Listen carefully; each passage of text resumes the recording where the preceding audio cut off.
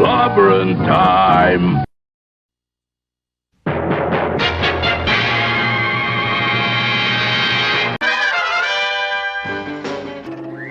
Atomic batteries to power. Turbines to speed. Roger. Ready to move out.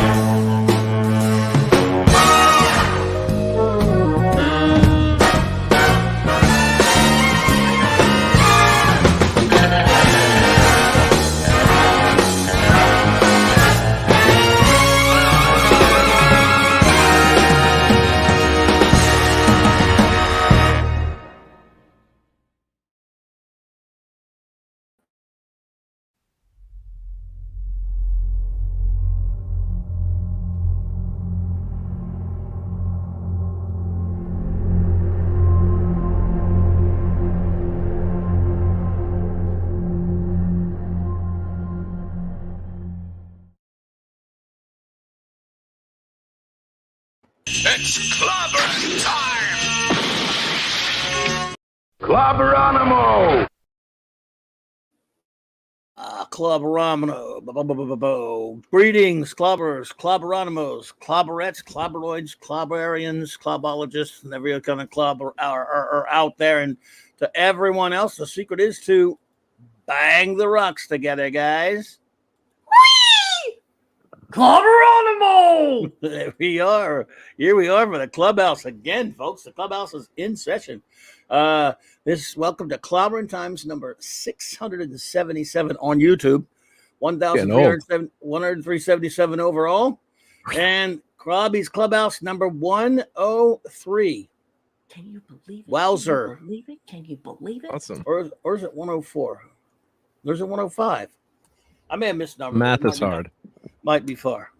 Might be 4, 5. I don't know. If it is, I'll change it to later. Maybe let's see. Did I change it somewhere? No, I'll just have to worry about that later. Seems like we did. No, can it already be? Never mind. It's 3. It's good enough. Well. Hello, my dear friends, and of course, before we get started get down to beeswax, let us say hello to the most wonderful first officer in the fleet, Commander R.M. Briggs. Love you. Glad to see you.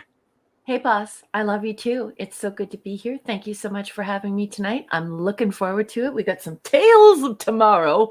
We have some some Blake 7 to talk about. See, I'm already getting excited for the prisoner. And we have some early voyages to discuss. It's going to be a hot, fun show. Indeed. And any shout outs to anybody you want to give? Sure. I'd love to. Hail to the chat. Good evening, everyone. I'm so excited that we have all assembled here at CLOBBY'S virtual comic book shop to talk about all of this interesting stuff tonight. It's nice to see your beautiful faces, all of your friendly faces, and you guys, I'm just so excited. Got some fun stuff. I want to say hello to all of the wrenches. Thank you so much for joining us and being a part of our show here. And I want to wave to Mark. Good evening, Mark. You're such a cool cat and such a good friend. And I'd like to say hello to my patrons. It's very old-fashioned to have a patron, but it's also super cool. I feel like I'm living in some sort of Oscar Wilde novel or short story. Folks, I have another book coming out in very early 2024. I just finished the 7th story for that collection today, and I just released the 3rd story in that collection on Amazon. I would not be able to do this without my patrons because corporations are not looking for science fiction right now, and they're definitely not looking for science fiction short stories. So I have to shout out Larry, Tony Stark, Sean Carter, Cardinal Sin, you have followed me and helped me and supported me from the very beginning. Rest in peace, my friend. Shuta, Gwagnar, Chris Persia, Scuba and Leslie Pete, Eric Kane Kirby, who got very dirty today out on a run, Enigmatic Drop Bear, Michael and Cassandra Beacom, Mark D with a C and his beautiful family, Anti-Derivative Jill, Jilly Jill, Maximum Redstone, JT Kirk, Dadman and the Dadman Clan, Lord and Lady Thoth, and of course Lance, I'm chucking him some cheese, Rob Altus, and Tyler. You marvelous human beings. Without you, real science fiction doesn't happen. Because right now, they're just completely stuck on this idea that they have to have these corporate stories and they want to shape the things you think and they want to shape your partisanship. And and they definitely don't want me. So thank you for making me relevant and for keeping my stories alive. I love you all very much. And last but certainly not least, I love you, Clobby. You are one of the best friends I've ever had in my life. And I'm looking forward to talking about all of this fun stuff tonight. Let's do it! All right. Love you so much and looking forward to it. Chief Engineer, any opening words? Oh, sure. Well, thank you as always, Raquel. Great to be here tonight, Clobberin Times, and hang out with a great author. And congrats on all your new stories. Thank you. I actually got my, thanks to Mrs. Dadman, who's going to be streaming soon. I was playing some Fortnite with her last night and the crew, and she suggested coffee, which is KO-FI. So I put my ice cream cone on Ko-fi.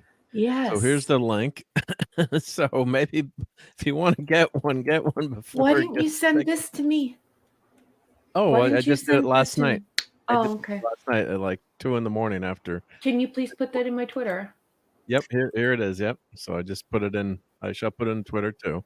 But that's if you go to the shop section, you can find the Doomsday machine there. So hopefully You mean Put the link in Doom there. cone? Yep, there's the It's link. a Doom cone. It's a Doom cone. Oh, should I call it a Doom cone? Yeah, you can Yeah. help with the verb. That's a good one. Nice. It's the Doom cone, honey. Just call it the Doom Doom cone. cone. The Doom Cone. The Doom cone. Yeah, The Doom Cone machine. Doom cone machine, the Planet Eater. Yeah. Okay, well, make sure you send me that link because I want to put that up on my Will Twitter do. and tell everyone about it. Thank you, and thank you to Mrs. Dadman. Yeah, so Yes.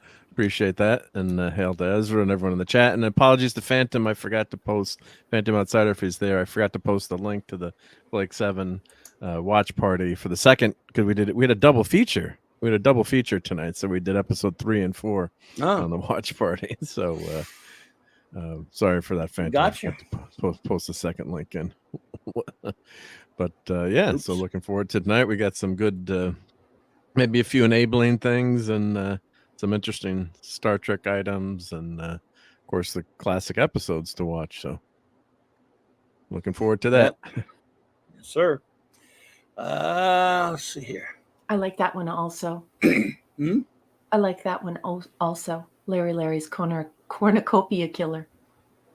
Yeah, that's a good one, too. That's also, as we say in Canada, a gooder. Gooder, right? Yeah. That's a gooder. All right. So, about some, sorry, I was tending to something there. Sorry about that.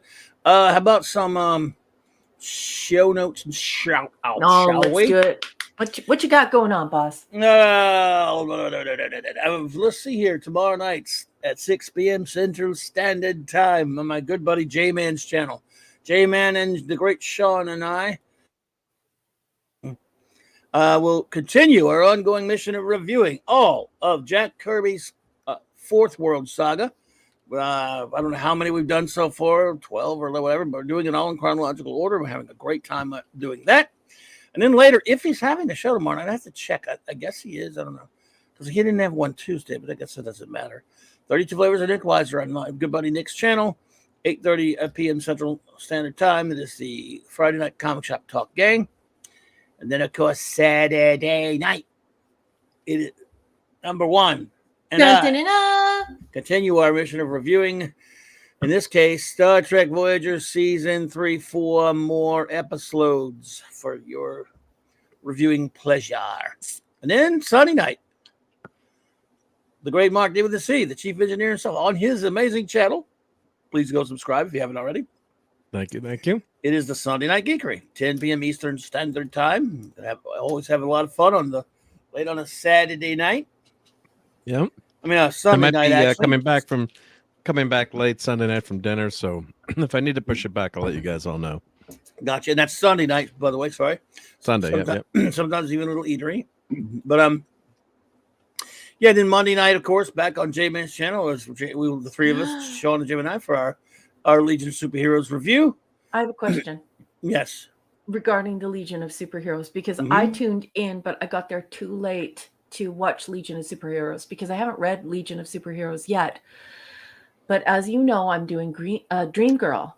So Yes. I'm doing the old school Dream Girl, and I think I'm going to have the whole costume ready by the end of November. Wow. So, but I was looking at... It'd be cold to wear it in November. No, I'm just going to get dressed up and just do a photo shoot. There are no cons at that time, but I want to get it done.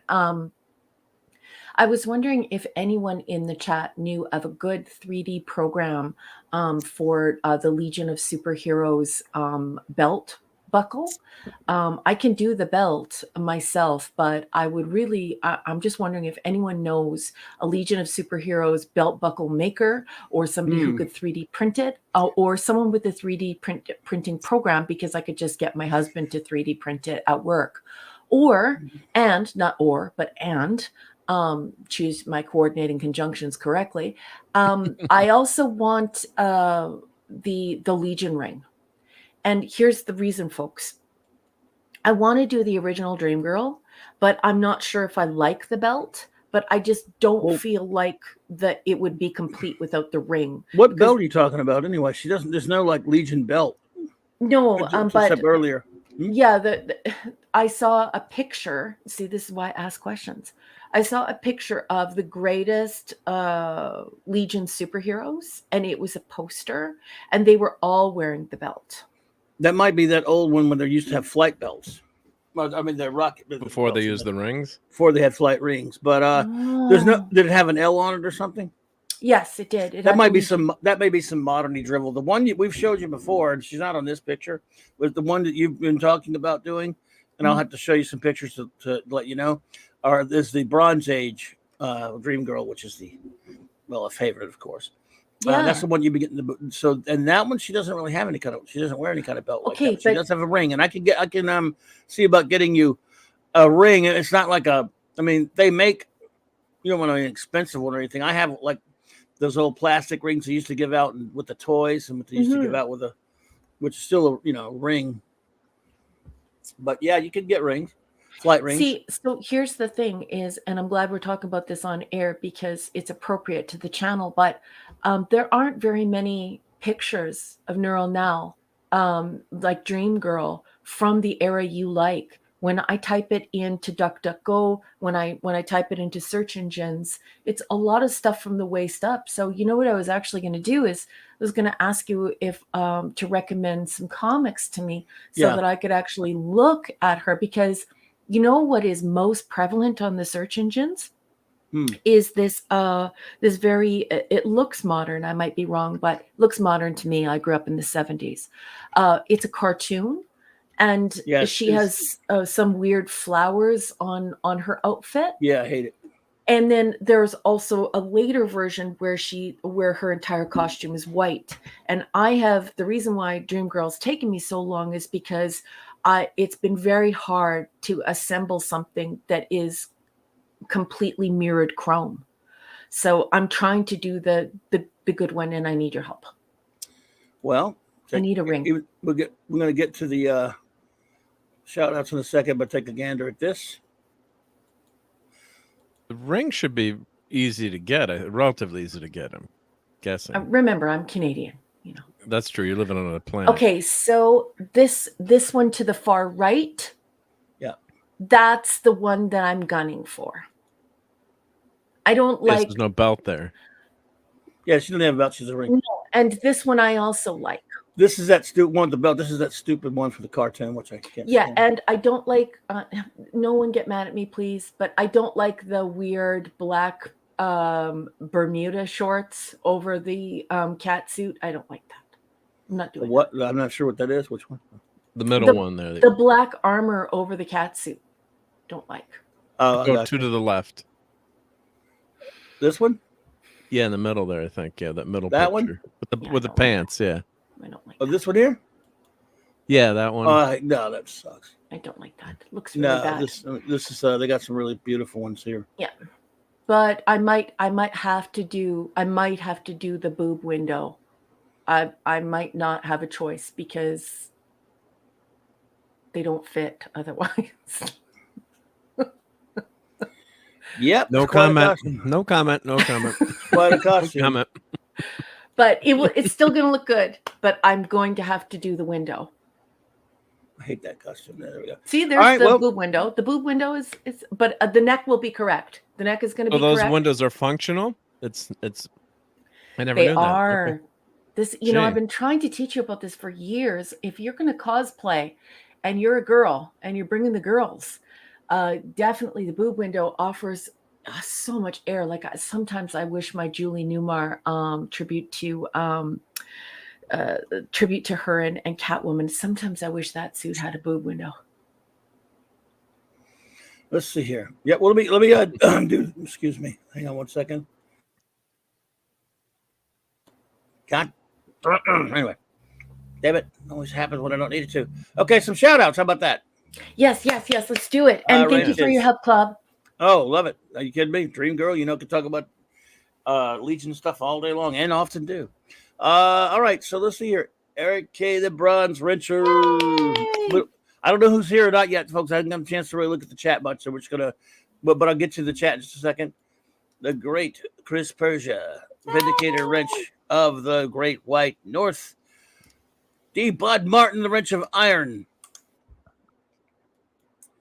Lord Thoth. By the way, happy birthday to the great Lord Thoth, by the way. LT. Birthday. Yeah. And shout out to Lady Thoth. Of course, Avon lives. Long live the Legion, old chum. And J-Man, my partner in crime on Earth B, buddy. Stephen Cal-Lel, Super Wrench. Real soup. Maddie's Daddy, Thor in Vegas. Fanty Outsidery, Hungry Boy. HP. Max Redstone. Maximum Redstone. No, man. Voice problems when I don't need it. Cut it out. Sorry, buddy. All right. Crap. Ravenscroft, yes, I will be posting them on my channel. What I usually do, because Clubby and I are such good friends, and I don't really want to have my own channel. That's just basically for all my cosplay and the stuff I do for Clubby. But what I usually do is I usually debut it on Clubby's channel, and then I put it on mine. That's usually how I handle it. That's usually how I handle it. FKHC 2005. Welcome. Dang. Larry. Larry. So good to see you. Thank you for shouting us out today. Chris Persia, Larry, Wagner, Jason Kirk. Wow, you guys went crazy today promoting us. Thank you so much. Thank you for promoting. I did not know that. Thank you so much, everybody. Michael Beacom, and thank you for Michael Beacom for the super chat. He says, Cassandra Beacom. how the wheel is turned. Once I dreamed of seeing my favorite characters on the big screen. Now I hear MCU mention Dr. Doom, and I scream no. Oh, God. Right? Holy crap. Yeah, well, we know it'll be trash. Without me running it, it'll be trash. Yeah. All right, let's see. What, the thing jump on me or what? All right, what jumped all the way back on me? Freaking. All right, Keely Chow, roll that tide, buddy. Roll Tide. Brogu, buddy from my old hometown. Grow. JT Kirk. JJ Cook, here's K-Rock. Doc Fortune. What's up, Doc? Hey, Doc. Mr. Angel, how's it going there, Chef? Evening, Chef. Let's see. Up in hill. Hey, Steven is with us tonight. All right, buddy, Kello. Nice. Captain Infinity and Beyond. Beyond. Right. Ravenscroft, hail. So happy you're joining us this evening. Always love our conversations. Claude Sailing, hey. Good evening, Claude. Ezra Goldstein, all right. Shalom, my friend. Shalom, indeed. Adrian James, hello there. Hey Good there. Evening. Minimus. Let's, well, I haven't got there yet. Sorry, he just walked through the door and I saw his name and I was like, ah, Minimus. Where? Let's see. Hang on. Minimus, by the way. The comic vet. Hey there, what's up? Hey, Good to see you. Maddie's daddy is here, as I already called it out, but good to see you, Steve. Good evening.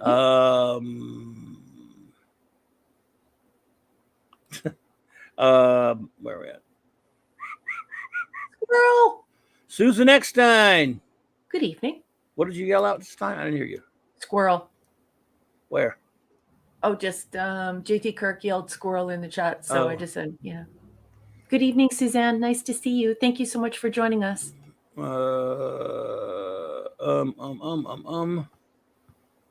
Okay, almost there, folks. Just want to make sure we get everybody.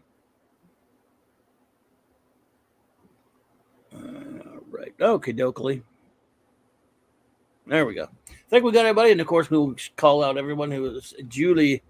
Call out everyone who shows up, of course, as always. So, what will we do? What's first tonight?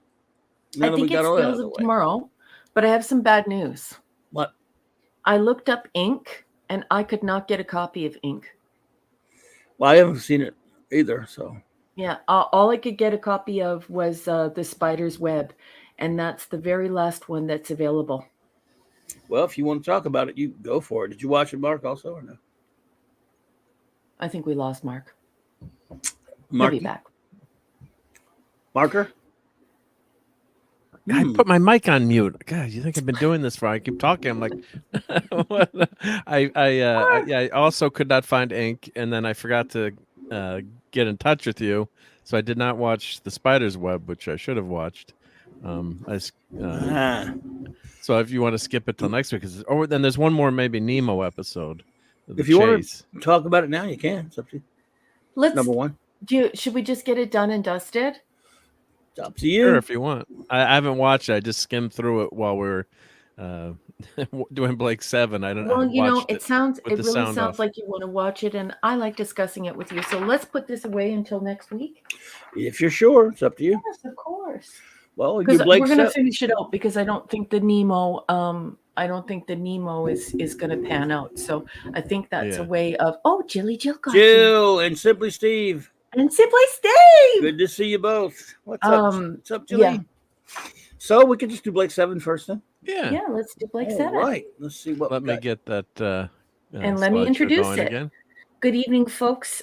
We are in this segment, we're going to be discussing Blake 7. This is officially deemed Series A, Episode 4, which I really love because I'm currently watching it on Plex. And I really like that it has instead of it saying Season 1, it says Series A. It's quite cool. This is called Time Squad, and this first aired on January 23rd, 1978. And I came by Blake 7 due entirely to Clobby. Clobby introduced me to Blake 7. But even if you're a massive Blake 7 fan and you've heard of it, and it's quite esoteric, so we're assuming you haven't heard of it. But even if you have, I have never met anyone who knows more about Blake 7 than Clobby. So I'm going to throw it over to Clobby as he inspires us by telling us about this episode, and he just fires up the conversation so we can dig into Time Squad. Captain, my captain, let's dig in. All righty. Well, let's see here. All right. We're all set up to go. All right, everybody. Blake 7. You already said the episode and all that stuff. Okay, Time Squad, of course, being the 4th episode, and in a sense, the final piece to the introduction to the characters. It's almost like I've always kind of considered it like a 4-parter as far as the building blocks to getting the show kicked off a little bit. And Time Squad on my ranking, as you know, I rank every episode of Blake 7. All 52 episodes, I have them ranked and rated. And I'll give my rating after my friends give theirs, but I have to say I have it ranked at number 23, which is pretty high. Story by Terry Nation, directed by Pennant Roberts. And the episode basically is the crew are on their way. They're just acclimating themselves. Hello, Carlos Megas, by the way, to the operations of the Liberator. What? Oh, cool. How'd that get? Okay. To the operation of the Liberator, just learning a little bit about it. When Blake decides to visit the planet Saurian Major, because he's decided it's time to hurt the Federation a little bit. Avon doesn't like it, of course, but that's the way it is. Avon thinks we should discuss it more. Gan and the others are basically just they go in with whatever Blake wants to do. Avon doesn't like that, but still, he plays his percentages. He doesn't push things too much, and he decides to go along with it. In the meantime, on the way to Saurian Major, the Liberator crew discover a small space capsule, which is carrying,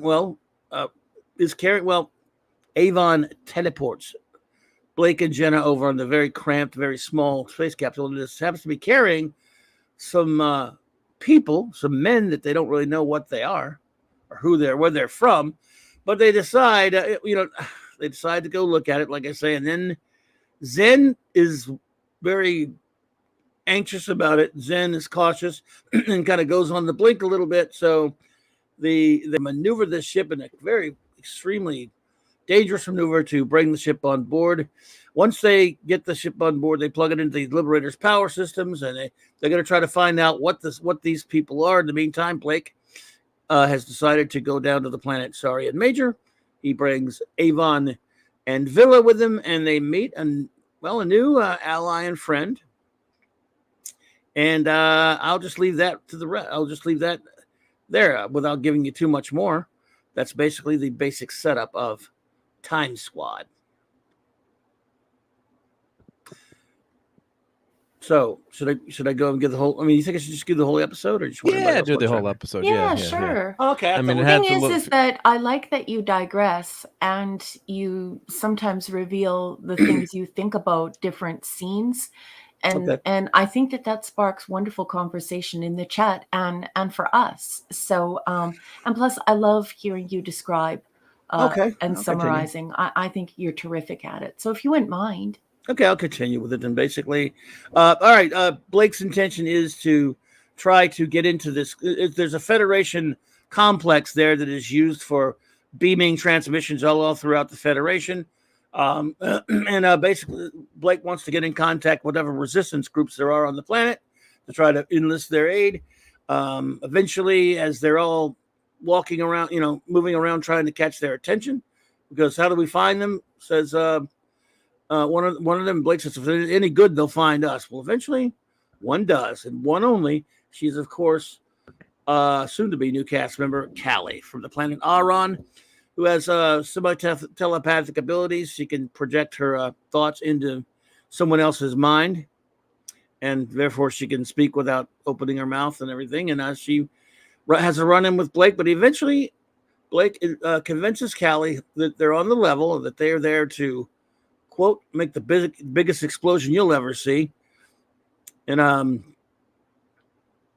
basically, what was it? I'm trying to think of Villa's a bit chicken about it, so he says, he kind of says he's really, he starts showing nervous, and Callie says to him in her Klingon-like way, "He fears death? I plan to live forever, or die trying." And then Blake tells her, "We'll forget it." Give me 30 seconds. I'm uploading that right now. Yeah. Oh, I'm trying to clip the. I'm going to stop talking about lines because he's going to clip them all. Well, my favorite line while you're clipping is Jenna says to Villa, "Are you getting nervous?" And he responds, "No, I've been nervous all along." Yeah. I also love the exchange when when Villa first sees Callie and says to her, "Don't worry, I'm harmless." Avon just, "I've had a gun on you the whole time. You were dead as soon as you broke cover." Mm-hmm. And then he says, but before that he said, "And he's useless," as he says. Armless was the word I used. You couldn't even get that right. So here's Avon and Villa banter is perfect. Oh, it's awesome. It's so well, dialogue is so well written. So well written. Yeah. So here's Villa. I plan to live forever, or die trying. Did you get the other part? Oh yeah, the other part here. Well, that's a comfort. I should hate to be eaten by something stupid. I mean, that was good. Remember when Blake said, sorry, I'll just say, when Blake said, if we can get into that complex, I'll just show you the biggest explosion you've ever seen. and we'll get out alive. And then Avon says, or die trying. Yeah, I didn't. I only had 3 clips for that's tonight. all right. Yeah, well, this is from the beginning of the show. This is Avon here. Well, hooray for us. What's eating you now? I'm just wondering how long we're going to live to enjoy our newfound skills. Yes, it's also when Gan says, for a clever man, you're not very bright. Deaf, dumb, and blind, how are they going to find us? I'm sure Blake will manage it somehow. Yeah, that was a great exchange. And Max is quoting. Line, yeah. Max is quoting from Spacefall. You have an army of 5, Blake. 5 and him. You still think you could take the ship? Sorry. So, anyway, basically, while this is going on down on the planet, when they finally convince Callie to break into the complex, Jenna and Gan are Jenna, they're talking on the flight deck, but eventually Jenna goes down to check on these men. One, of course, has broken out, and he's a pretty dangerous, like, assassin type of guy. It's actually a guardian of the guarding the contents, I guess embryos contents of this capsule, and he attacks Jenna, throws something at her, almost breaks her arm. She gets away, and she Gan gives her some, fixes her arm and stuff, and Gan goes down to check on him. We don't know, there's a certain secret we don't know about Gan yet. And now this is a part where Jenna really, hey, Don, what's up? Don Power Ranger. Hey, Don. Jenna, when Blake calls in, Jenna decides not to tell Blake what happened, which was a serious mistake. It was weird. Well, he didn't tell them what was dangerous too in the first. They landed on the planet. They want to handle it themselves, and it got them in trouble. Yeah. So anyway, you have basically two threads going on. You have Jenna and Gan dealing with these assassins. Gan is attacked, and we find out that he has a limiter implant in his head because, of course, he tells Jenna the story that, basically a Federation thug killed his woman. He said they called it murder, but he had the gun, and he killed him. He killed the guard, DJ Ronnie J. Hey, DJ Ronnie J. And had the limiter put into his head so he can't kill now. And, this is a strong Jenna episode. That's true, Raven. It is. Yeah. And if I were Gan, I wouldn't want to tell anyone that I had a limiter in my head, given the fact that if he found himself in any type of confrontation, everyone would not only consider him a weakling, but they'd see him as a liability. So I can definitely see why Gan wouldn't want to spread it around that he's got that thing in his head. And can we just talk about how real that thing looks and how awful and sick it is when he touches it?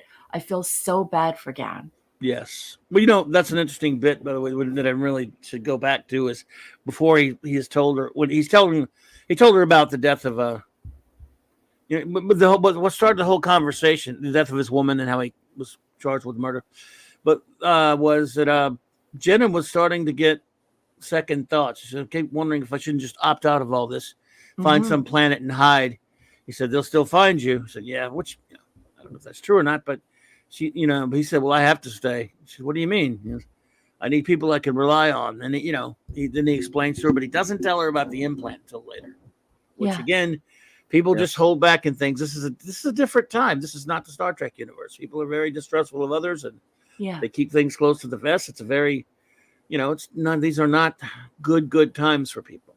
And Villa was very much an every man for himself when they were on the prison ship until Gan realized that he was harmless, and so that sort of every man for himself. They weren't solidified as a trusting team, and so there was no opportunity for Gan to say something. And in his business, I don't think I would want to tell anyone. Right, absolutely. Now, again, I love that whole scene down when they first meet Callie, because I love Callie. I love her. And this is Callie's Klingon stage. In other words, when she was like, she wanted to kill, and as she tells him, I plan to go in and kill till I am destroyed, till I am destroyed. But now Blake wants to get in there, but not have a suicide mission. They break into the nuclear power plant, which is where they filmed a lot of episodes of Blake 7. The nuclear Get power used to plant. those. Yep. And but Sorry No and budget. Major, no budget. But look, for back then, I guess it looked pretty. Look It good. works. Looks good to Futuristic, me. yeah. Futuristic, yeah. So they break in, and again, one of the fascinating things here is how totally lucky they got, because Blake and Avon really screwed up bad here if you think about it, because they break into this thing. We find out this is again where we find out, again, this episode has a lot of building blocks like the first three. We find out, for example, just how talented Villa is with opening locks. Yeah. But they go into the inside the structure where they're going to blow the place up. They don't know what's going on the Liberator. They don't know how they don't know how they didn't make sure that they could even communicate through all that metal or whatever with the Liberator. They weren't sure they were going to be able to be teleported up. They didn't say, hey, is anyone there watching the station? We're going to need to be teleported up quickly. None of that. They just went along in there while Jenna and Gan are struggling with these Guardians, and Zen goes on the fritz too, and Zen, goes into a diagnostic self-repair mode, and there's no rushing Zen. Right. Why do you think he went? Went back. Well, I guess we'll analyze the episode. That's farther down the road. Mm-hmm. Yeah, that's we still don't know. But he did translate the box and found out what everything was, and he tried to tell. He says, "Ola again, have translated the and basically these guys are bad news. They will attack, liberate the crew." He tells them so. Yeah. Go. Avon. Gan goes down to try to help Jenna, but he can't kill. And it makes it really tough. But they barely escape that fight, and when Avon finally manages to pull the plug on this thing for it will blow up, they're saying, hey, basically teleport us up, and they're not getting any answer. Okay, beam me up, Scotty. This shows the absolutely lack of experience of all of them. Could have gotten themselves killed, blown up in that thing, but of course, in the nick of time, Gan is able to teleport them up. And then they go and they help Jenna. Blake gets down there to help Jenna just in the nick of time against one of those Guardians. And then we find out later, but basically that machine can create those Guardians in the matter of a couple of minutes every time, over and over again, create them to protect these things inside the ship. The DNA information and all the embryos. And then Blake just says, screw it, threw it out in space and just dumped it out in space. Crazy. Yeah. So they struck the first blow in their war against the Federation. Yeah. Yeah. Taking on such a large facility, such a fortified facility, it was a big deal. And I believe that Blake said that it was was it the second largest communications center? Like it functioned. Yes, it functioned as like a communications array would function in Star Trek. So it wasn't just like, this is a way station and you stop here to pick up your communications and your orders. It was far more than that. It was also like one of many steps as you go further and further out in space that keeps the comms connection running for everyone, and so everyone knows what's going on. So kind of like a military communications base, but also kind of like a communications array. So an info center and the one of many places that are required in a long string of pearls to keep everyone in communication as they reach out deeper and deeper and deeper into space. One further detail or comment about the story of the episode and why I consider it to be like the fourth part in the building blocks for the setup of the series is at the end. Mm-hmm. Blake says 7 of us should be able to run this ship properly, and Villa says 6, surely. Says, you're forgetting Zen. And then Ava says, you're not really counting that thing as a member of the crew, are you? And he says, yeah. Then what do you say to that? Please state speed. Of course, very diplomatic. Yeah. Yeah, so, deadly. And that's exactly the word that I was struggling to remember relay satellites or words. Thank you, Simply Steve. Yes, exactly. Like a relay, the device of relay. Yeah. So super cool. And I love that it was written that way. Yep. So stuff. And Oh, just again, wait. I didn't read that from Max. I'm sorry. I He's skipped over that. Could I please see that? Sure. It's a virtual nerve center in the Federation space control system. Destroy that, and you blind, deafened, and silence. And Yes. that's what we're going to do. Yes. Beautiful. Beautiful. Yep. Blake is. Yes, Larry Node. Yes. So super cool because it's I just really like it. I think it's a super cool episode. Yes, it is. And again, we get to meet Callie. We see more fleshing out of the characters. Blake's More first great dialogue. Yep, a lot of great exchanges. Everybody gets stuff to do, and we get a great again Blake's first mission in his war. So a lot of good stuff. Yeah, even a fascinating concept with those guardians and that ship. They don't know where do it you was think from. that was it's kind of a mix between Kryptonians and Space Seed there as I'm watching it as we're doing the watch party tonight. Well, that's what I was thinking, that it was more like a tribute to Space Seed, only instead of putting people to sleep on because they were undesirables or criminals beyond, sort of rehabilitation. Instead, in the Blake 7 universe, it's that, oh my gosh, imagine if we could have them at the ready. And I think they say that they can be mobilized within a few seconds. So just like in under a few minutes, they're ready to go. And you have an army ready to go. Well, you have to start thinking about what are the implications of that? There's this idea in there that not only were they guarding some type of species, but they were also in abundance themselves, to the point where it seemed as though they were infinite. So that's pretty scary. And then when you go, pulling a shuttlecraft or a small ship aboard your larger ship, it's not always going to turn out like, Space Seed. It could also turn out that you've brought something on board and now you're in deep caca and you are the cause of mobilizing this possibly millions, billions, or even trillions of psychotic warriors. And imagine if they got to a planet, not their little tiny, space vehicle that they had, their little tiny ship that looked like something from NASA from our time. Imagine if they would have made it to the surface of a planet. So a highly, highly dangerous situation and super scary. And I like turning the idea on its head like that. So really like an obvious homage, but incredibly thoughtful and a great twist on the idea, I thought. Yep. Fanty, I don't know why. There would have been a nice Christmas present to drop those maniacs all over the Federation with it. Yeah, right? Yeah, Clone Masters, Max. Yep, maybe the Clone Masters had something to do with it. I don't know. So, well, the other thing I was just going to mention while we're talking about that, the only thing I didn't like was Jana and Gan, screwing up, and the whole idea of you're taking these aliens on the ship, you'd have them locked down or some kind of security or video camera, and then Gan, lets Jana go check on them. That part really bugged me. But none of these people are military people, though. They're just people. Yeah, these aren't Starfleet officers. It's not like they have training.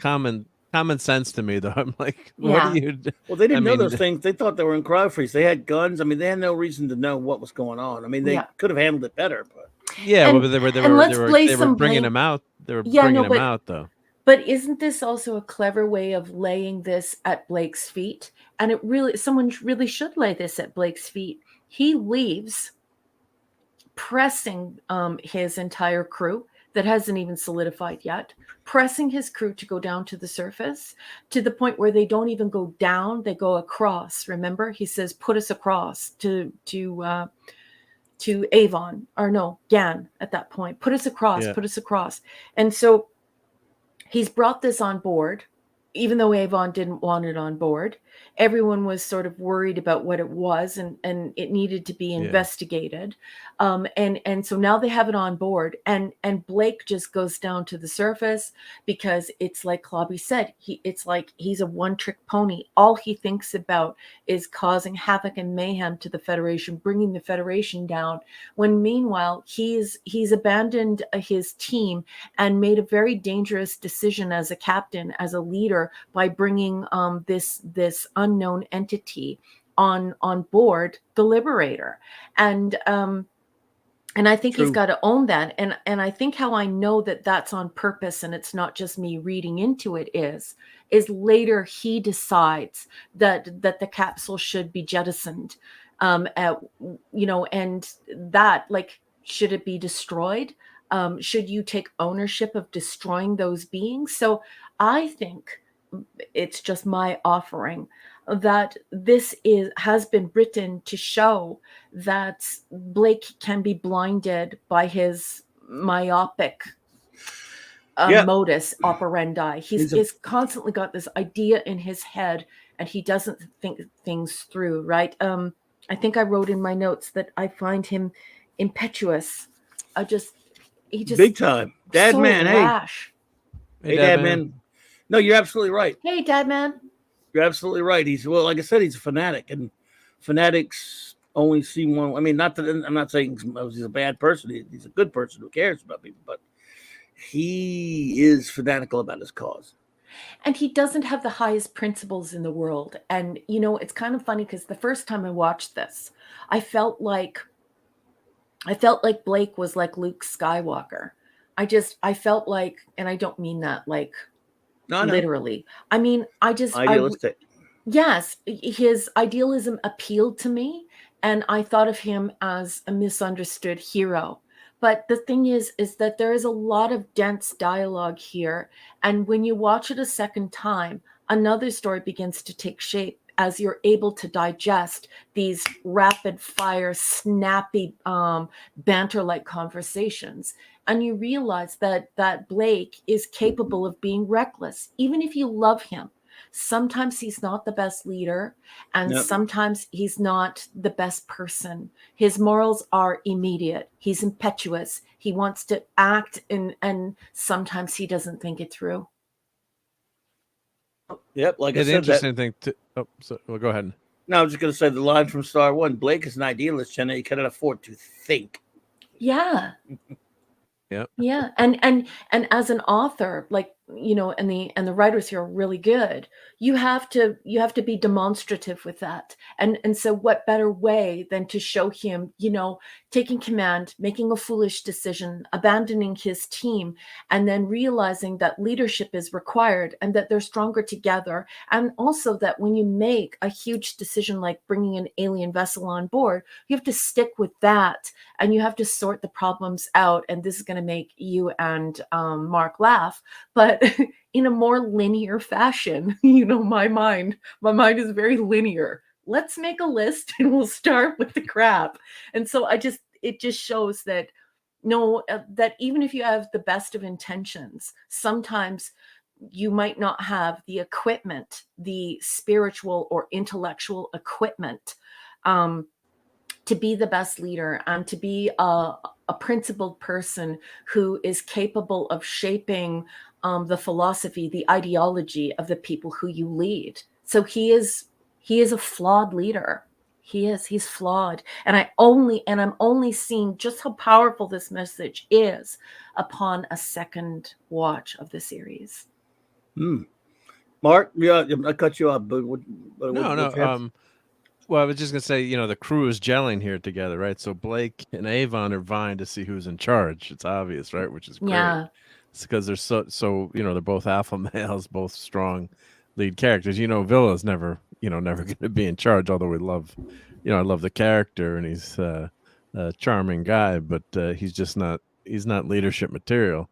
So in the beginning, when Avon is, has that quip before, hope we get to enjoy, a newfound freedom, newfound freedom, skills rather, skills, yeah. But because they're finally escaped, they can go anywhere in the galaxy with this ship, right? this ship Yep. is like having the Enterprise. It's more powerful than any other ships, and they can go anywhere. It's faster. It's very, armament. Oh, They, yeah. they don't really know all the capabilities yet, but it's much more high tech, and it's much, it's an incredible ship for their technology. So they can really, Blake goes on this quest. He gets his memories back. Obviously, he's the mind wipe didn't take. So he's back to being the guerrilla, warfare leader, and they're, the Federation is so powerful, so they're putting these hits where they can, do the most damage, and the crew is kind of going along for the ride. I think there was a line too, didn't he asked Avon, Blake said something, or Gan said to Avon, like, you can leave at any time, or and That's and true. what did You're opting Avon in. said? They said What something did- like that. They were like, you can opt in or opt out. Like you're here of your own free will Just- is basically the conversation. Just tell me when you want to transpired. leave. I said, oh, I will. But in the meantime, I think we have a right to know what you're planning. Yeah, exactly.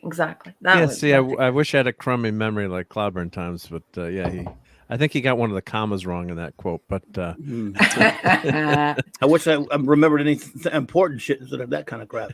No, I but love you just the way you are. I just want to get to the chat here quickly, folks, and Sure. just say, Larry, I love what you've said here. They killed Blake's family. Revenge is his only priority, his first priority, isn't it? And then I love what Ravenscroft has said here, and his family was murdered and his mind was wiped, among other things. It leaves Ravenscroft to wonder if Blake is even sane. That the writing is really great. Ravenscroft loves this because he's a great character. Blake is a great character because he is flawed, just like Avon. So some terrific comments, some terrific discussion going on in the chat. And I just love it. Thank you all so much. Yep, I mentioned this earlier, but I'm like that Max put it up there again. Gan said, yes, our freedom. For a clever man, you're not very bright. Deaf, dumb, and blind, how are they going to catch us? Avon said, I'm sure Blake will manage it somehow. Yep, it's true. It's true. For a clever man, you're not very bright. Deaf, dumb, and blind, how are they going to catch us?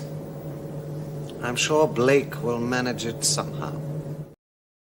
I think Clobberin times is better. I think Clobberin times is a better job. Yours is better. Better than Paul Darrow, right? Thank you, though. And David Jackson. Now, see, more proof that, reckless Blake is. This was absolutely ridiculously reckless. Not that they were going to try to destroy this thing with 4 whole people. But, he figured, I got the teleport, boom, in and out. He should have been, and later they do. They learn a lot of stuff. He should have been, basically, we got to make sure this thing is working before they have Avon pull that final thing out of there, that they're going to be able to teleport us up, or he has to say, I'm not getting going for the Liberator. Don't pull that thing yet. Don't blow it out. They're being shot at, but still, it's better than blowing the whole place up. Well, plus you've got to have someone on the console too, right? So you've got to have someone running. I love the scale of the facility. It makes it feel like you're just in, on a future, you're on an alien planet. I mean, they did a great. Yeah, they did a great job. What they could with the budget, yeah. I like when they do stuff like that. I like they all those power plants and.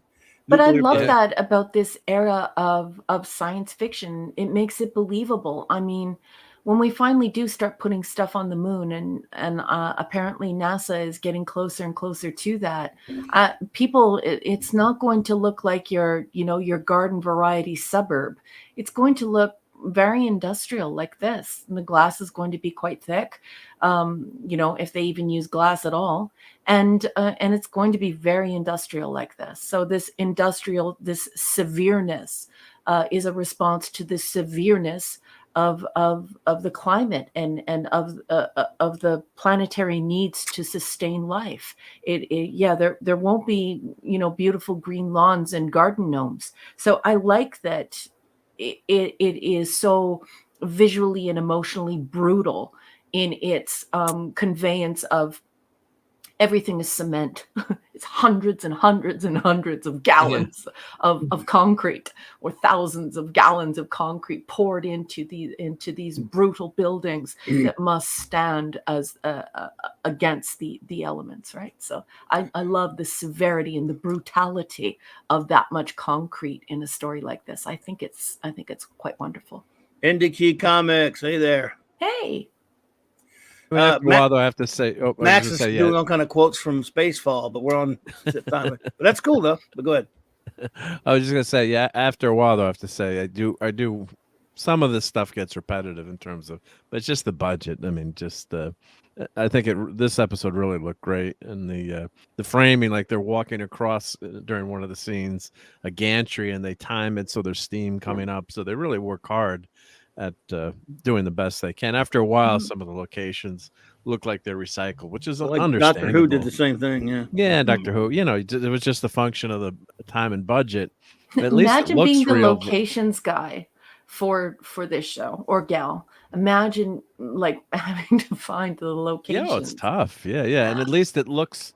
The other thing I would say, it looks real at least too, versus this blue screen on, all the new Star Wars stuff and the movies and Ant-Man, the last movie, the volume, they call it, which can do some amazing things. But after a while, your eye gets to pick it up, and it's like really bad, old movies when they had, like driving in the car and the rear projection, it looks really bad, and you just pick it up, and there's no depth to a lot of these new special effects with the CGI. It just, it's fake after a while. It's just the way your brain works. And at least this is on real locations. But this was I thought the B, if you want to call it the B plot, I thought the B plot was a little weak just in terms of on the ship letting them I guess you guys made a great point about making Blake look bad in terms of his leadership there. But Jenna and Gan, though, I'm watching these guys pretty closely, or have some kind of security on them. But that's just me being hyper paranoid. But just that's the way I would. That's the way. Yeah, I guess, but that's the Boy Scout of me, or maybe I've seen too many alien movies, or it's. All right, Michael Beacom, he's going into lurk mode. Feel better, my friend, and thanks for being here. We really appreciate that. Good to see you. Good night, sweetheart. And I hope your sinuses are feeling better, and I hope you're feeling better. There's nothing worse than a sinus headache. Yucky, yucky. And would you do me a favor? Would you please kiss Cassandra on her cheek for me, please? And please thank her for joining us. We love you as a couple, and just appreciate you guys tuning into us all the time. Good evening, Beacons. So, Mark, you see any more? Oh, yeah. That's the only thing that really I didn't. It doesn't really detract from the episode, but just just get mad. It's kind of, you get mad. Watching a horror movie. Get out now, leave. Well, yeah. But the thing is that Gan has led a pretty unremarkable life. He was just a big guy who found himself basically, like, for lack of a better way of expressing it, he found himself in a bar fight, and he wasn't even the one who took the first swing. And so, his knowledge of how to deal with people isn't, on par with a bodyguard or somebody with even decent military training. This is a regular Joe who lives in a dystopia and probably has limited exposure to anything, never mind military training. Especially because, they're drugging the populace whenever something goes wrong. They just make sure that they put enough dope in the food and enough dope in the air that no one will fight back, right? Yeah. So Yepper. Anyway, should I cream through my notes here really quick, folks? Oh, I forgot. You got to remind me you have notes. Yeah, go for it. Sure. Okay. Just wait until the filth finds out that Jenna trained men how to operate the Liberator. Oh my. This generation. I mean, what is wrong with you? It's just a generation of nincompoops. Anyway, I love watching Jenna train all of the men for how to operate the Liberator and how to prompt Zen to operate the Liberator in a way in which is comprehensible, and they're not just barking orders out to Zen. Blake wants to provoke a confrontation with the Federation. He is determined to destroy a major comms facility, and this forces the viewer to ask themselves, and truly ask themselves, would you take on the Federation, or would you wander the galaxy with the riches in the hold? Are you truly a hero or just an average person? And so here I'm not speaking about Blake. I'm speaking about the people who are with Blake. And, there's, in a lot of philosophy classes, they have a lot of discussions about a would you or won't you type of thing. And, the thing is that everyone wants to think of themselves as a hero. They want to write themselves as a hero. And if you need any evidence of that, just look at social media. But when you're really in that situation, you really have to ask yourself, would you do it? And, when they did that film about that real life story of the folks who crashed in Alaska, and they were eating one another's flesh to stay alive, I can honestly say that I wouldn't have done it. And that's one thing that I'm pretty sure that I would not have done that. But no one is sure what they would do if they were pressed. And when you're in that situation, it's all fine and good as an armchair critic or cynic to say what you would do for sure. But the truth of the matter is I think most people would shy away from that type of danger and also want to take advantage of all of those jewels in the hold and the ability the liberator has to go anywhere. And so upon second viewing, I have a distinctly different impression of the folks who are assisting Blake. And I think to myself, no wonder Avon brings this up so much. I used to think myself before, Blake is like one of those amazing heroes who will just sacrifice everything to bring down this terrible federation. But when it's just you and you're all alone up against some type of military force like that, you really have to ask yourself, would you be the hero, or would you be the average person with the average want for self-preservation, the average want for peace, the average capacity for fear and violence, for homicide, for murdering people? And you have to say to yourself, wow, this is a way to write something that makes people understand that Avon isn't cruel at all and might actually be more compassionate than Blake. And so I think it's a very important lesson to take away from this show. The marvelous exchange with Jenna getting nervous and Villa responding, no, I've been nervous all along. Like, if that doesn't make you spit out your cranberry juice or your tea, you have no feelings. I wrote, this is a marvelous tribute to Space Seed, and I love the way it's twisted into something entirely brand new. When I first watched this, I was Team Blake, I put in my notes. Take out the Federation now. I believe the average person would be far more like Avon, unwilling to pursue violence, unwilling to pursue death, unwilling to be in constant fear. Even Zen cannot abide Blake's choices, which go against self-preservation. And I think that's why Zen shuts down.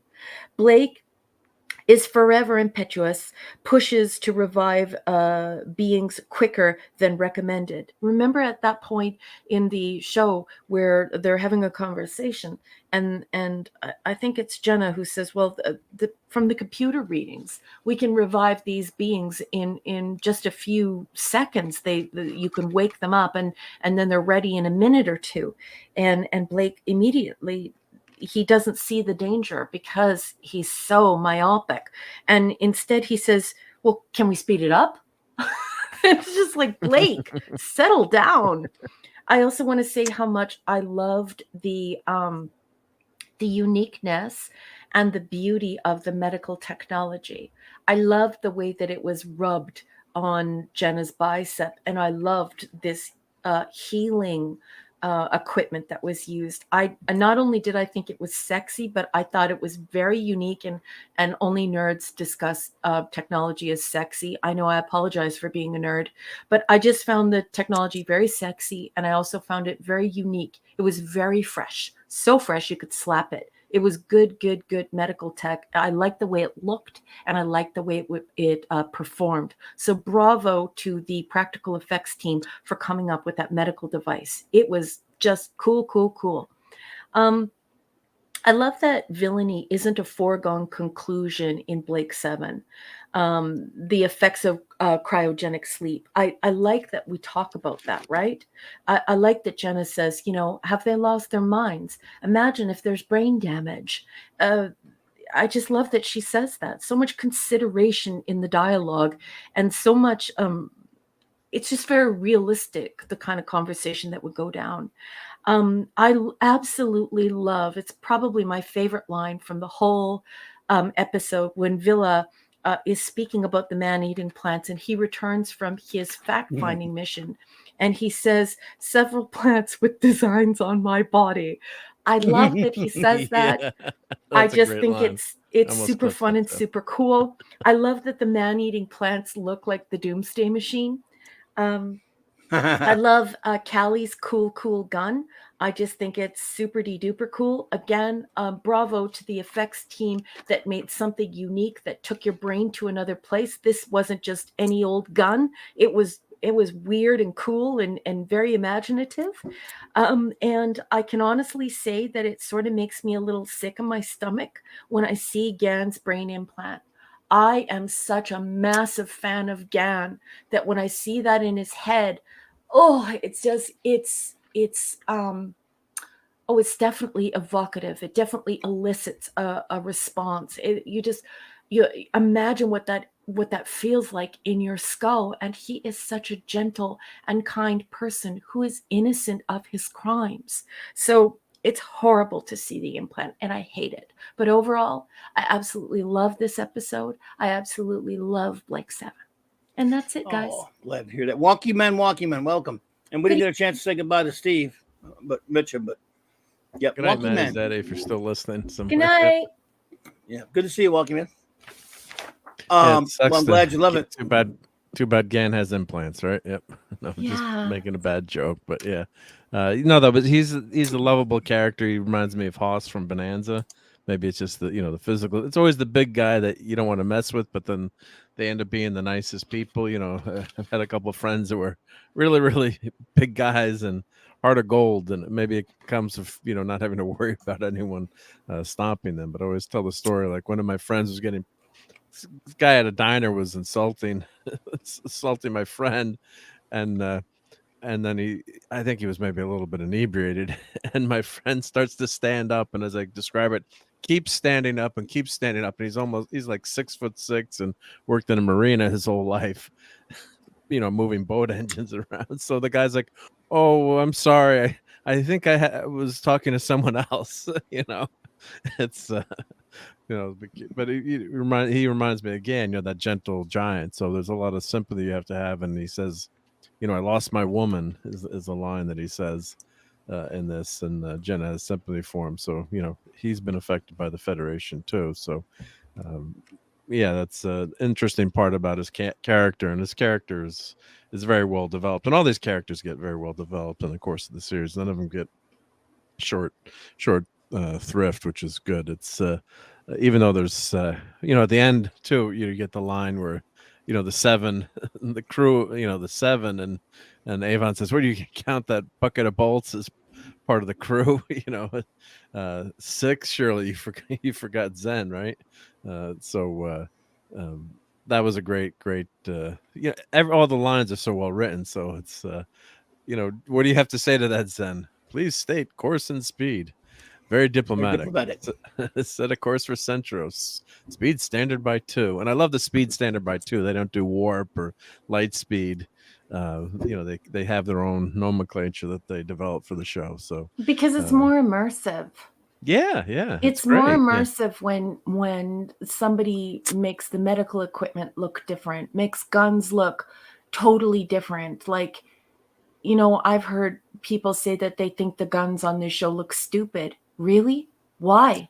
Because they don't look like guns. Yeah, just let your imagination flow. Be creative and think of something otherworldly, something so alien to you that you're transported to a different place in your heart and in your mind and your imagination, and it moves the furniture of your mind. I mean, I think it's just absolutely terrific. Yeah, because Roddenberry didn't want the phasers in Star Trek to look like guns, especially the Type 1 phasers that are the hand, the small ones, look like remote controls in a way. Or of course, we didn't really have remote controls back in the 60s, but that was innovative too. So a lot of times they're just carrying around those little phaser packs. So I think the Blake 7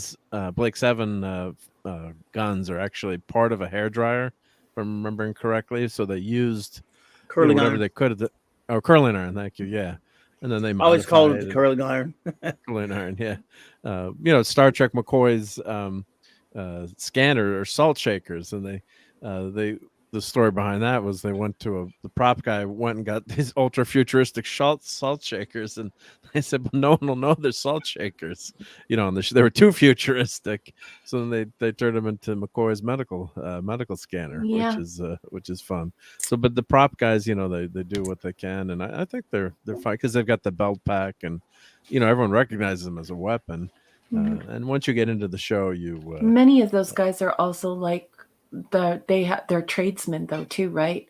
So they work in Hollywood, but they're tradesmen. So they specialize in small engines and things like that, and making small machines and little robots, and they keep the crew safe and they keep the film safe. But they're not only designing the exterior of these props, but they're also designing them so that they work. And so I love these teams that just say, let's do something totally different. Let's do something alien. And it's important to make things alien. And especially because we're living in an epoch where everything has to be familiar. Not only familiar, but this nostalgia epidemic where people are addicted to nostalgia. This is a world apart from that, because people are willing to push the nature of what is alien, and it should be like that. And I just want to turn to the chat for 2 eggs of a puppy's tail by saying thank you to everyone who is discussing Blake 7. I love all your comments so much. Max Redstone, Ravenscroft, I love this. Raquel, I think Blake's idea is a good and moral one, even if an imperfect vessel for enacting it. Yes, yes, yes. And that's the thing, is the characters here are so complex.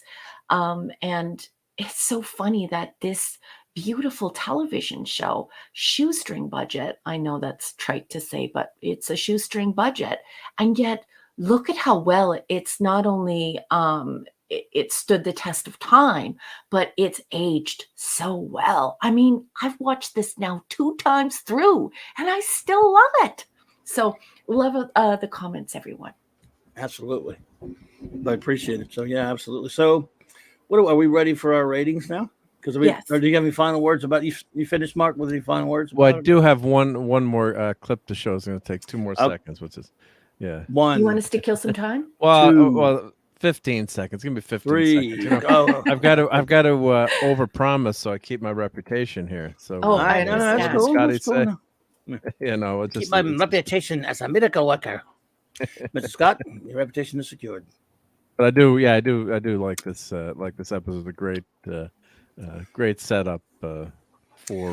I'll tell you what, my this, friends out there, if you series. watch this episode, if you would like to start putting your Yes, we're about to rate it in a minute, so get them ready, and I'll tell you when to put them in there. If you don't have to rate it, it's not like Star Trek where everyone does it. But Sean Carter, what's up, buddy? Sean Carter from Mars.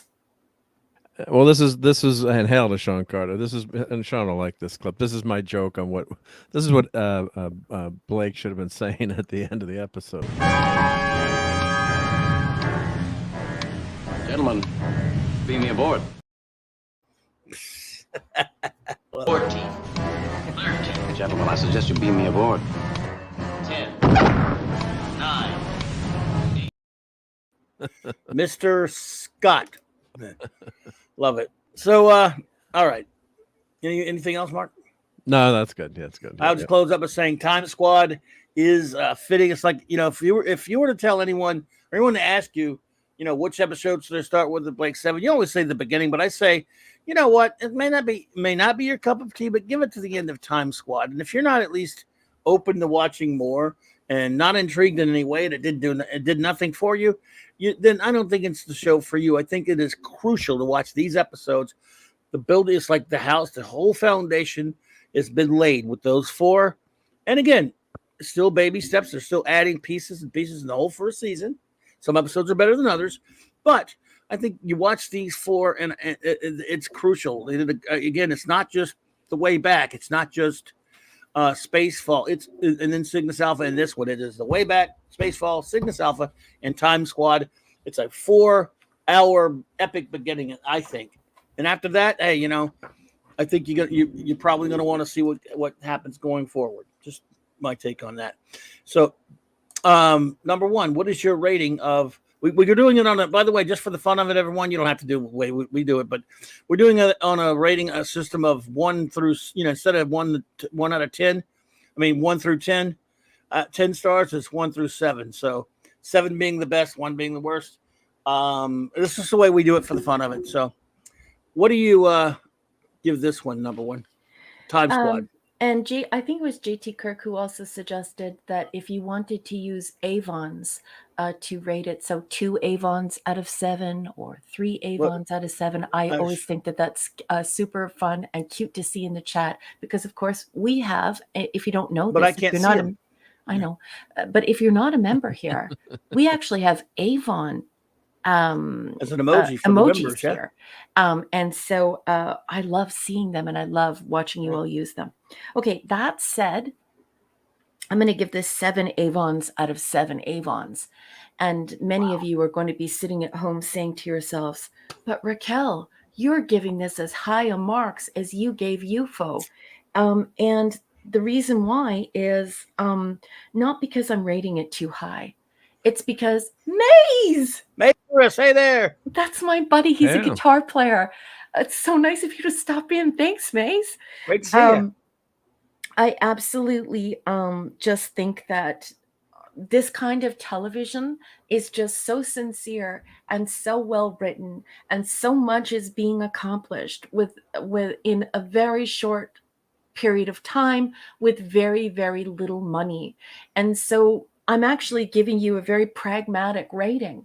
The reason being is, look at the environment from which this comes. Look at what you're getting and what went into it in order to produce it. I mean, really, folks, television doesn't get much better than this. And it's just so lovely. If you're going to say to me, oh, you know, what do you want in a TV show? Well, sure, I could sit here and pick it apart, but there's really nothing to pick apart, is there? It's not like a crappy episode of Voyager. It's not like some weird bird feeding ritual that you're watching on DS9. You're actually watching something that was beautifully thought out and executed to the best of everyone's ability with almost no money. You're not going to get better TV than that. And so I am going to rate it the same way as I rate UFO. This is really good TV. If there are 10 other things on TV, I want to watch this because it's good. So I'm going to give it the television review it deserves. It's getting a 7 out of 7. That is my 4th 7 out of 7 for Blake 7, folks. Wow. Well, there you go. Marker? Yeah. So, yeah, I agree with what Raquel said there. I give it a 6, though. I think that not following not being too worried about the spacey that you brought on board. That kind of got me a little bit. But Princess Fiona. Fiona's here. Hey. Hey, Fiona. It's a well-wrought episode. It's go ahead. I was just looking. I actually found a pretty good wiki for Blake 7, so I'm going to put that. Yeah, they have one. Yeah, so it's a pretty decent wiki, and they said it was filmed. It's filmed in the Quarry in Surrey, and a lot of them are Oldbury on 7 Power Station in Bristol. So here's the wiki for it. It's great, some great info in there. Don't read ahead though, no spoilers. I made the mistake in reading some of the episode synopsises, and I kind of ruined some things for myself, which was bad. But I mean, it's the first episode. You've got the whole 7 of the crew together right now. It's Blake 7. So as Clobbering Time said, this 4-parter ties it all together. And by the end of this episode, you've got the crew, and you know them, and it's all ready to rock and roll. So maybe it's not your cup of tea, but I really enjoyed this. But I give it a 6. But 6 is a darn good rating to and it. That's a very strong rating. Ray Lucard, hey there. Good evening, Ray. All right, Well, of course, as you know, like I said, everyone, I rank this. I have every episode ranked in order and rated.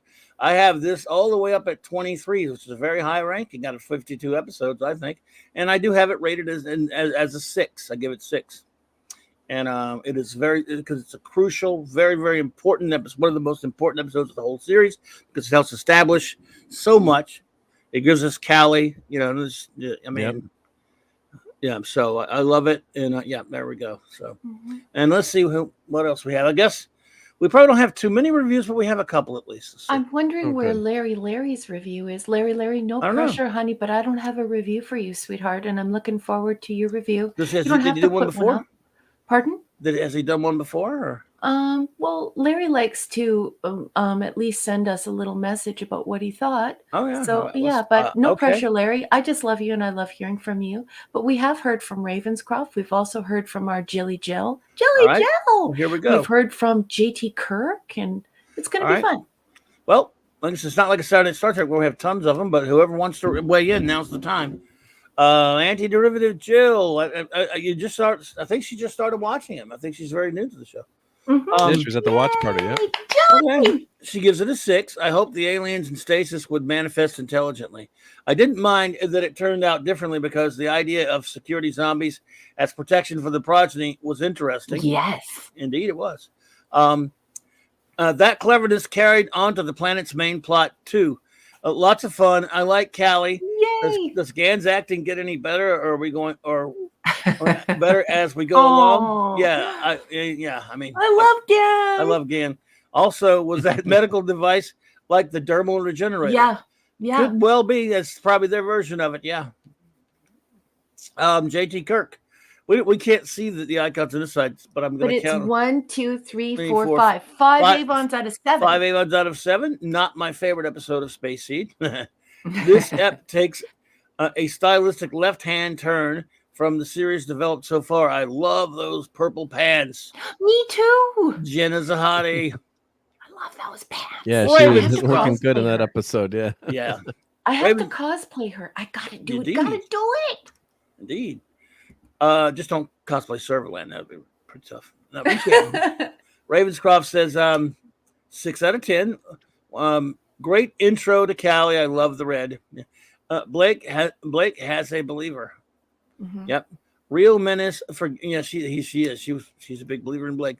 Real menace for Gan, Jenna, brutal action, a hint that Avon cares about Jenna and Blake. Watch his face during the rescue. That was I love it. That's all we didn't talk about it, but that's a great scene when he's maneuvering the ship to catch the capsule because that was well done. Because the teleporters were out.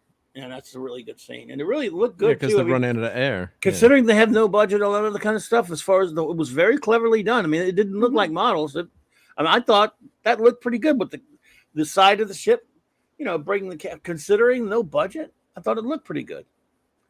No, they did a nice job. Yeah. I always enjoy eps when everyone has an important role. Mission Impossible vibes. Love the slowly expanding understanding of Zen and the ship. Yay! Yeah. I just wanted to know where that hatch was, though. Where was the hatch that opened? I didn't understand that on the Liberty. Was that on one of the nacelles, or I just thought of that now? Hey, Ray Lucard, by the way. What do we have?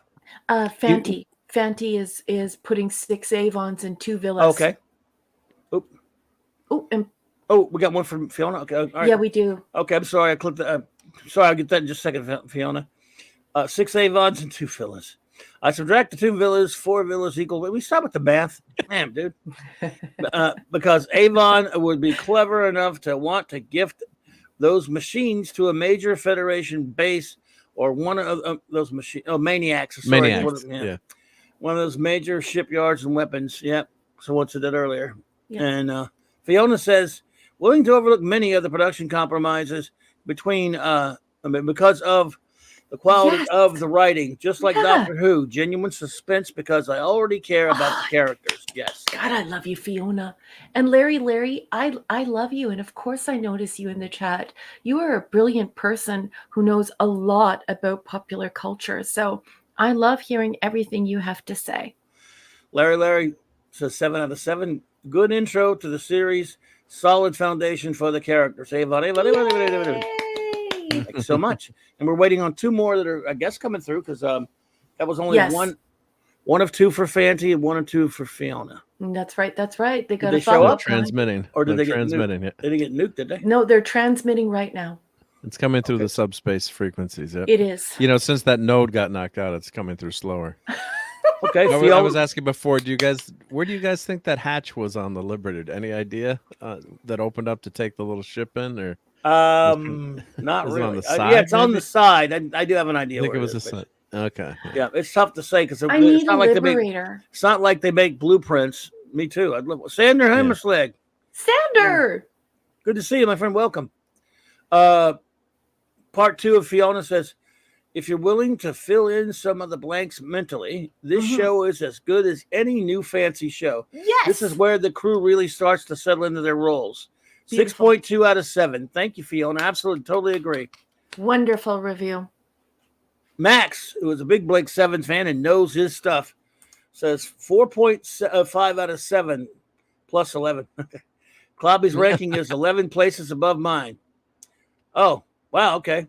Wait, so you have it at 30. I guess that means you would have it at 34 then. Is that right? We'll see it. Okay. This is an essential final part of the story origination. We see the difference between Blake and Avon continue to play out.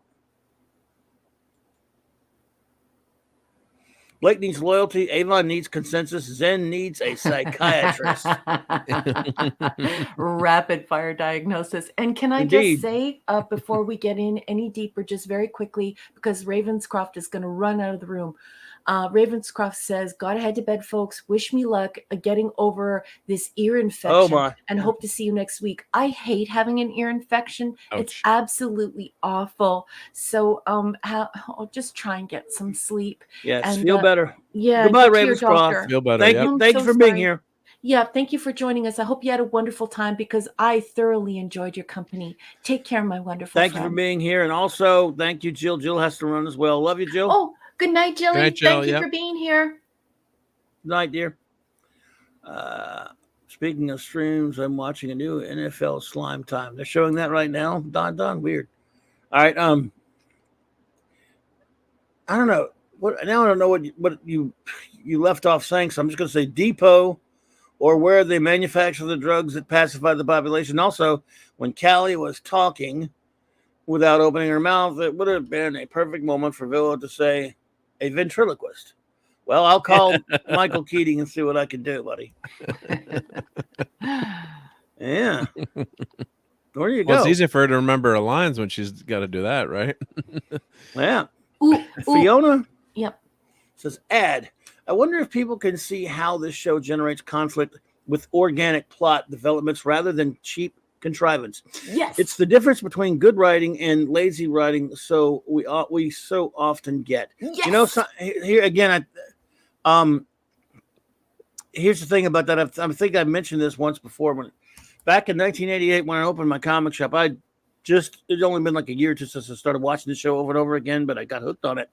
And there was this younger guy, a bit younger than me. He was going to college at the time. He was a big history nut, big history. He was going to be a history teacher, and he was studying. And he's always talking about history and always talking. And again, he also talks about Shakespeare and all this kind of stuff. Well, I got him into the show, and he started loving it. He would come by. He was for a couple of years, a while there, till we ended up, not seeing him again because he moved out or whatever. We would sit at the shop and watch episodes.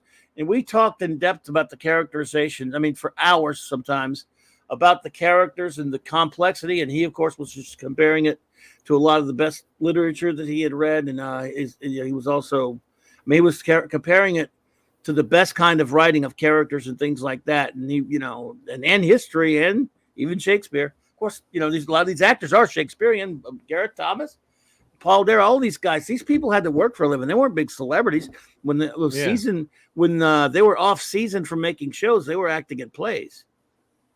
Yep. So, and That's the true. writers and the directors as well. They all, it was just such a different time. They were so well read and so literate, and they brought it in even into their science fiction, of course, just as Star Trek did it, of course. Clobby, Yes. Sanders sent you a little note. Sanders I think you're says, going to want to read.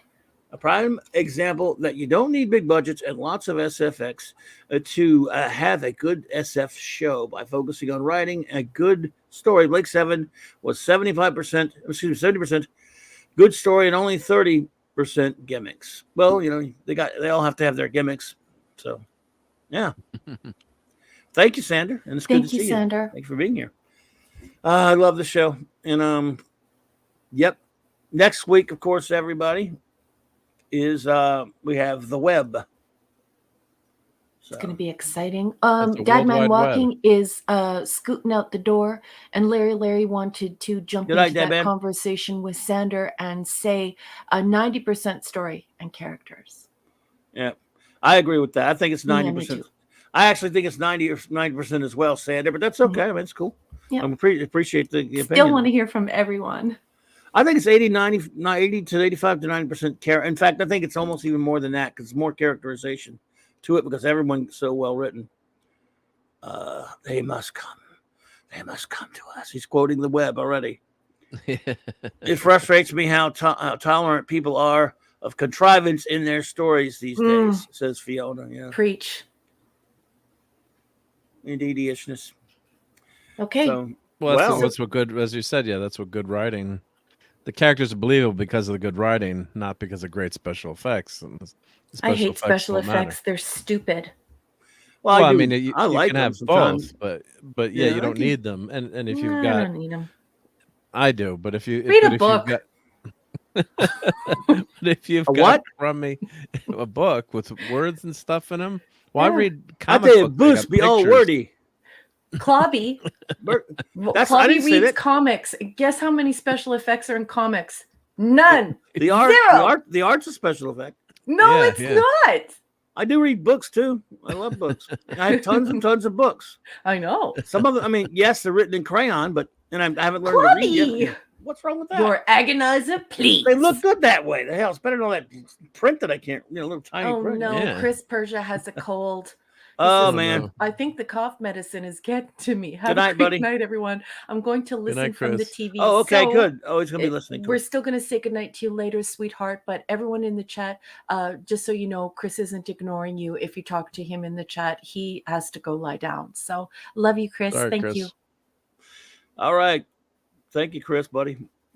And we'll, where we another Blake 7 site said Max Redstone. So there you go. Sanders says, season 2 is awesome with the over racing plot and them. Oh yeah, Starbase, Star One. It's actually Star One. Yeah, I love season 2. I love them. I'm one of the ones that loves even loves season 4, which a lot of people don't. So before we end on this episode, I guess we should have a recap of. Whoa, what'd I do? I went to the. There we go. We should have a recap here. Here we go. I plan to live forever. Or die trying. Well, that's a comfort. I should hate to be eaten by something stupid. Well, hooray for us. What's eating you now? I'm just wondering how long we're going to live to enjoy our newfound skills. For a clever man, you're not very bright. Deaf, dumb, and blind, how are they going to catch us? I'm sure Blake will manage it somehow. All right, everybody. Yeah, that brings this review, Blake 7 review, to a close. Oh, Yay! we're gonna do a Blake 7 intro and outro, not to give Raquel any work, but no. No, we can't use the music anyway. I'll never stop Raquel, but yeah. Don't get her in trouble. I could find something. What happened? Oh, all right, no wonder. I'm just changing the No, got turned it. off the camera. Yep. So, well, what next up is what? I believe it's a Star Trek comic, right? Are we ready We're ready, to do our boss. next review, folks? Who's ready for our newest review of Star Trek: The Early Voyages? I do believe it's issue number 13. Let me make sure. I think it's Let me check. Larry, don't forget to get It's out your, 13. your comic. Do it now, Larry, so you can take it out of the bag and the board. It is February 1998, episode 13. 13. All right. So, are we ready? Who's Red Ray? Yeah. Red Ray. All right. Well, first, we got to have our opening theme. Okay. All right, everybody. It's time to review a Star Trek comic. Star Trek The Early Voyages. Here we go.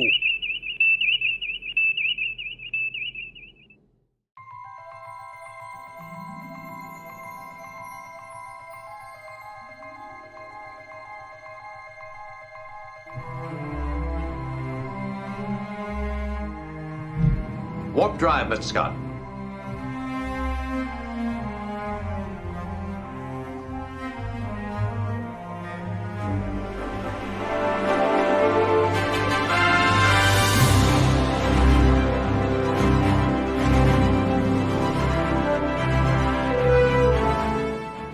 Ahead warp 1, Mr. Sulu. Accelerating to warp 1, sir.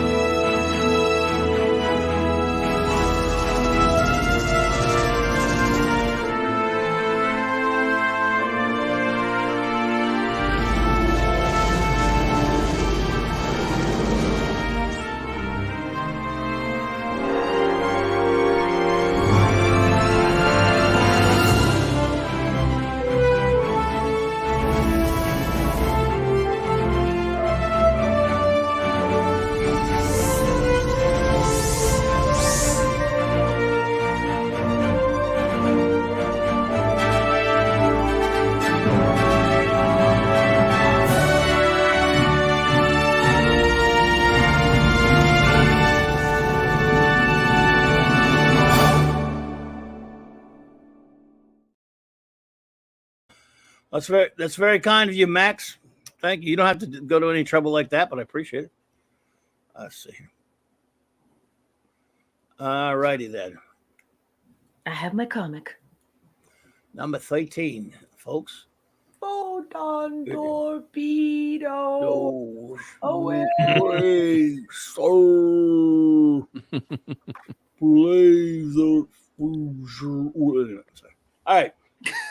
All right, my friends. As you know, this segment we've decided to review a Star Trek comic every week on CLOBBY'S Clubhouse. What we do is, of course, Star Trek comic books have been around not too much. Almost as long as the original series itself, or not too long after it was. Right around when it was actually still in the air for a short time. Gold Key Comics started doing Star Trek comics. That's around 69, I think. Anyway, either way, so after Gold Key had it for quite some time, Marvel got a hold of it with Star Trek: The Motion Picture, and for a very short time had the motion picture adaptation, and then some standalone news stories for about 18 issues, or maybe not that much, whatever. Then DC took the property and had it for quite a good long time until somewhere up into the mid-90s, when it stayed, even for a while when it was still at DC, the Malibu had the Deep Space Nine and Voyager license, but eventually, in 1997, and Marvel formed and Paramount formed a thing called Paramount Comics, which would be different series from various Star Trek iterations. And this one we've been reviewing since issue number 1. It is Star Trek: The Early Voyages. And we're now on, which of course cover dated February 1998, number 13. We are now on issue number 13. So there's your cover. Okie dokie. And there's what dumb movie that was out at the time. All right. Space, the final frontier. Before James T. Kirk, before Jean-Luc Picard, there was Christopher Pike. These were the voyages of the Starship Enterprise. Its 5-year mission to explore strange new worlds, to seek out real ones, not any fake ones like some stupid new show, to seek out new life and new civilizations, to boldly go where no man has gone before. And I don't think you need. Do we need a recap? All right, we'll give a little one.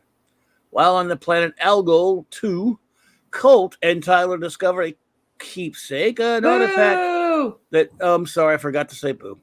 That shows older images of his or her own future. When Tyler looks inside, he sees his future. But for Colt, there's nothing up. There's nothing upset. She tries to scan. There's nothing in her head. Scan it. Wow, and she disappears. But she reappears on the Enterprise of a different time. Not just a different time, right? Future tense. By the way, Ian Eddington and Dan Abnett writers. Patrick Zurcher returns as penciler. Steve Moncues is the inker. Marie Javins is the colorist. Janice Chiang is the letterer. Bobby Chase is the editor. And Bob Harris didn't do squat. Anyway, so Future Tense Part 2, Electric Boogaloo. So nice art by Zurcher. Mm-hmm. Really draws Colt. Woo. Nice. Yeah. Wowzers. So she's doesn't know. I don't know how she ended up on Earth just because she got displaced in time, but yeah, you do. Raquel's gonna love this Clobbering I Times. know we talked about this. Love Actually, yeah. We talked maybe how much you were going to love this one. So anyway, she finds out that she thinks he's well, she gives her serial number. She doesn't know where she is, but she's never seen those kind of uniforms before. Then she smacks it in with a tricorder. She runs out. Yeah, she takes out two guys. She punches one guy in the face, knocks him clean out. Of course. Then she uses a tricorder to crack another guy on the face, but he doesn't get knocked out. Yeah. Good job, everybody. So these guys, now we know these guys are guarding a museum exhibit. In the future, they're not as in good shape, I guess, maybe. Give me a break. Too many What video is Colt? $1.05? $1.10, maybe? Get out of here. So, oh, Jesus. So, anyway, the museum exhibit, though, right? It's easy to solve. Make her use her feet. Women can overpower men if they seize the opportunity to kick a guy in the face. But a person that weighs $1.05 and has it's not like she's muscular, she's not knocking out a full-grown Starfleet officer. She's not, and certainly not a security officer who's guarding an exhibit. Okay, get out of town. Stephen, he said that intro is simply amazing. Well, our wonderful Raquel Briggs made that one. Just curious, is it available as a standalone video? If you're referring to our intro to their comics review, it's just one that Raquel made. Is it on your channel, Raquel? It's on my channel, but it is for Clubby's use only. So I don't. But you can watch it over there. You can watch it over there, and you can share it. But I would but it's just for. I think that's he just wants to watch it. I got you. Yeah, it's on my channel, sweetheart. The Real Soup. Yeah, if you want to watch it anytime there. Anyway, so she finds out. I thought this was kind of cool that she was in a museum of the Enterprise. And that's the original version of the Enterprise, right? In the cage. And, and they're all So welcome to the San Francisco Smithsonian Museum of Air, Sea, and Space. And space. They forgot the D. Administered by the United Federation of Planets and part of the Starfleet Headquarters archive facility. These letters are very small. Visit star information arrays are located on levels 5, 7, and 9. Never mind. Okay. So see, I don't know what the hell's wrong with me. Anyway, she where is she? She jumps. Where is she? Where did you see her? Okay, so everyone pay attention to look at the many floors. So there are 1, 2, 3, 4, 5 floors in this museum. Okay. And she's on the 5th floor, which is open, right? Because it's like these branches are created with like concourses. Like it's like a concourse to display the ships and to make it open and beautiful. And they obviously need a lot of space to feature these vessels. So now watch what happens. So she jumps on one of these wires. So what's that girl? He goes, what's with that girl up there? This gentleman is thinking to himself. And then She jumps to the space shuttle. She's on the wing of the Starfleet space security. shuttle. Stand up, there she is. So they're chasing her, and then she jumps on 3, and ends up becoming Spider-Man, changing into her Spider-Man costume. She does. does. Oh, sorry, maybe not. She is Spider-Man in this one, clearly, and she jumps all the way down on the space shuttle. Doesn't even break her legs. Not even halfway down yet. It's cold. It's cold. She's good at that. I've got this. I've got this far. You maniac stutter in midair. She's as good as dead. Thanks, this gentleman. So she falls on the what would you call that? The sail. I don't know. The HMS Enterprise. What's the wood that comes out the top of the sail? The spar. Is it called a spar, Mark? The mat. Well, the spar or the mat. Mast or whatever. She falls on that with her ribs and her stomach. Yeah. Anyway. So she completely falls on that with her own body weight from one floor to the next. Nothing's wrong with her. She's light. Super cold. She's the best SMR.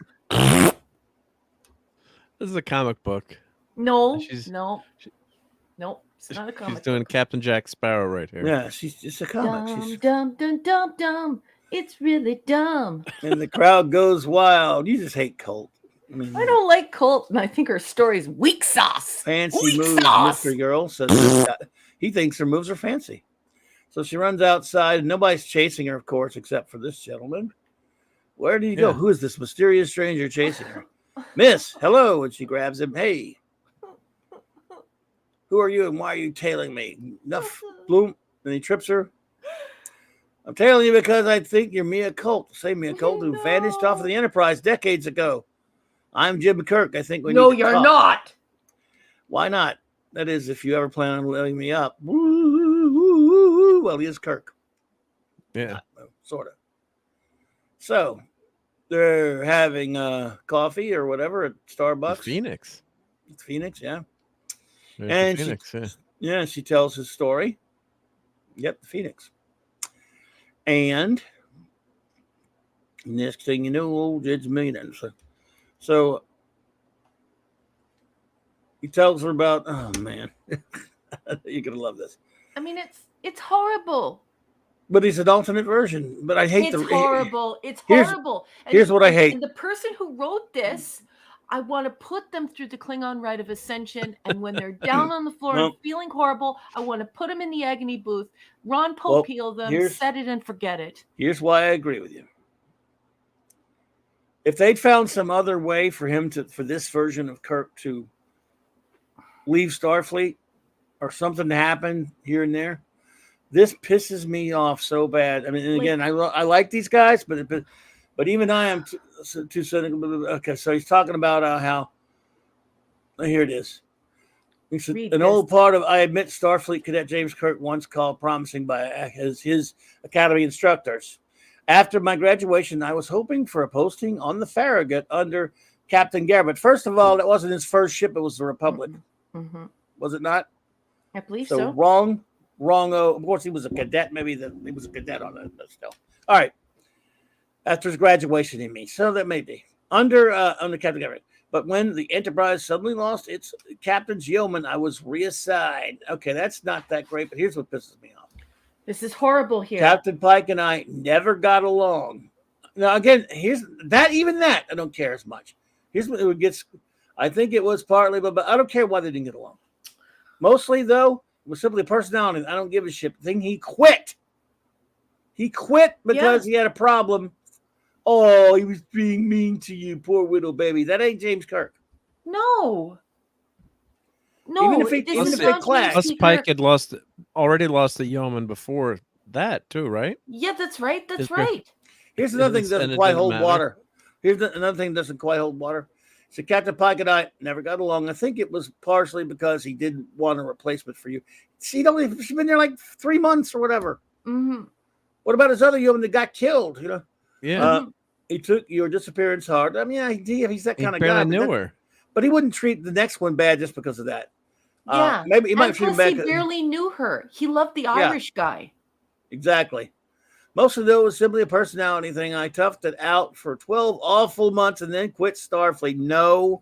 Since when does James T. No Kirk quitter. talk like this? I toughed it out for 12 long Who is it? months. Who is it? Piss Pine or something? That sounds like something to... Hey, Alaric Harrison, good to see you. Good evening, Alaric. Alaric. Yeah, they should have come up with a different way to change Kirk's career. Like maybe he never ended up on the Enterprise. Or, And like maybe not you change know. his entire personality and make Find him talk another like reason. a wussy. yeah, another there reason. could have been and some another other path to, good yeah. reason. I mean, A I don't wussy know. quitter. They turned him into a wussy, complaining, crybaby quitter. I'll be honest with you. I like the art, of course, and I would not have minded if they had found a plausible excuse for him to not be in Starfleet, and then because what happens later, I kind of some of it's all right for, even though it's a dumb time travel story. Or So anyway, kicked out of Starfleet or yeah, some he's kind got of his- reason. they had to make him Han Solo. Ugh. Yeah. He's a goof. And when you turn the page, you feel even more grossed out. You'll feel the sickies in your stomach. The art's when you nice. look at what they did Yeah. to Scotty. Why They would might they? not have They never explain why Scotty's with him. Why would he not be in Starfleet? Just because Kirk isn't? And why is Scotty fat? And why does he have Well, some weird goatee? it's- Scotty's not fat. He was in the movie. In the Some future, of the movies. unfortunately. Yeah. This Mm, this takes place after around the Trek 6 time. So yeah, but still, they're like he's not a chubby. actually, kid he's a and bit no more slender goatee. than he's a bit more slender than he was in the movies. Well, Yeah. he's I don't like his face, okay? And I I'm don't sorry. mind that he's got a little bit of a paunch in the movies. He was getting older, but the thing is that, you know, James Doohan is a Canadian war hero. And so to make it seem like, yeah, I don't like this, and I don't like him with a goatee. Yeah, I hear you. So, and what gets me though is why, just because this happened to this Kirk, why is Scotty with him? It's so, And how it's come so- his finger's not missing? Well, Scotty's missing? I thought it was just Doohan's. They never said Scotty was without a finger, just Doohan, right? Well, in my my did head try to cover canon, it. no, I'm kidding. We did cover it up for a reason. They tried Anyway, to cover it up. Yeah. I just don't understand all the universe. Just because when he quits, why is Scotty not in Starfleet? I mean, he had nothing to do with Kirk before that. In Well, fact, he's Larry older. makes a good point. He says, an alternate timeline could have anything. Slim Scotty, short Scotty, fat Scotty. He's They right. wanted to make him like the movies. They were trying to make it like the movies. I understand. I know. You're right. Yeah. I just can't tolerate it. And then there's this motley crew, and Scotty's married to her. What the hell's wrong with that Bashi Andorian. Warriors antennae? You gotta, I don't know, but you gotta, yeah, she got, I don't know, they're weird. She got an Andorian and a trill and whatever she is. I guess. Yeah, she's a Bashi warrior. So what She the is? hell is No, wrong she with is, her you mean? antennae? Oh, the Yeah, she's Andorian. Yeah, I don't know. yeah. And I don't know. I guess she's human or something. I don't know. What the hell's going on with her with her antennae? And why is she wearing that weird outfit? Well, they're not in the military, so they can wear whatever they want. Yeah, but a Bashi warrior would be decked out in leather so she would not be stabbed. I'd be She for should that. be wearing chainmail or leathers. She should be in head to toe leather. She should be badass. Well, I'm on board with that. Too bad. And so, anyway, good art by Zurcher. Now Scotty's hair got white all of a sudden. Yeah, he's old and fat. But look at that girl. He was She looks old and fat. beautiful. Look at her stomach and her her chest and her arms. Oh, her? Oh, yeah. She looks sexy. His she wife. looks powerful. I didn't notice that. Yeah, And Cat- she can kick the crap out of Colt. Look at her pipes. and Scotty's married Biceps, to her. baby. I think Scotty's got a better life. guy's He's married to her, married yeah. to her, so he's having Yeah. fun. He's good. This And guy's like, I don't want the timeline to change. And they're all pissed at Kirk because he always does things for free, helping people, doing all that kind of stuff. That's Kirkish. That works. Yeah, he's still a good guy. I just don't like the way he talks. The dialogue they give him is Yeah, I don't like so it either. goofy. It's crappy. And why didn't she go to Starfleet or the Temporal Authority? There That's what gets me. Yeah. She should She should have have let reported herself. immediately. She should have reported and done that. This was her just running off. The stories. I'm sorry, you guys. You just made a dumb story. And Yeah, this is a dumb story. Yeah. So basically, they want to bring her there. They'd agreed to try to get her to Al Ghul, which they say this is in Klingon territory. And then so instead to go get some ice cream from this guy. Larry's talking about how he loves that the bridge background is drawn in detail, and I have to agree. And it also like I like the way that the panels are in the following pages. I think that that's really cool too. Yeah, he does a good job. I Yeah. do not like the way Scotty looks at all. Scotty should not have a goatee. I don't like him as an old man with a box head like a meathead, and I don't like his body. That doesn't look like Scotty. It was just like that's what he was like in Trek 6 and he even was Relics, but and in 5. I mean, 5 he was bigger than 6. I mean, but, in fact, he's but thinner. if you say that, I you would know, say Kirk he's also smaller. had a stomach and used to wear a girdle. Right.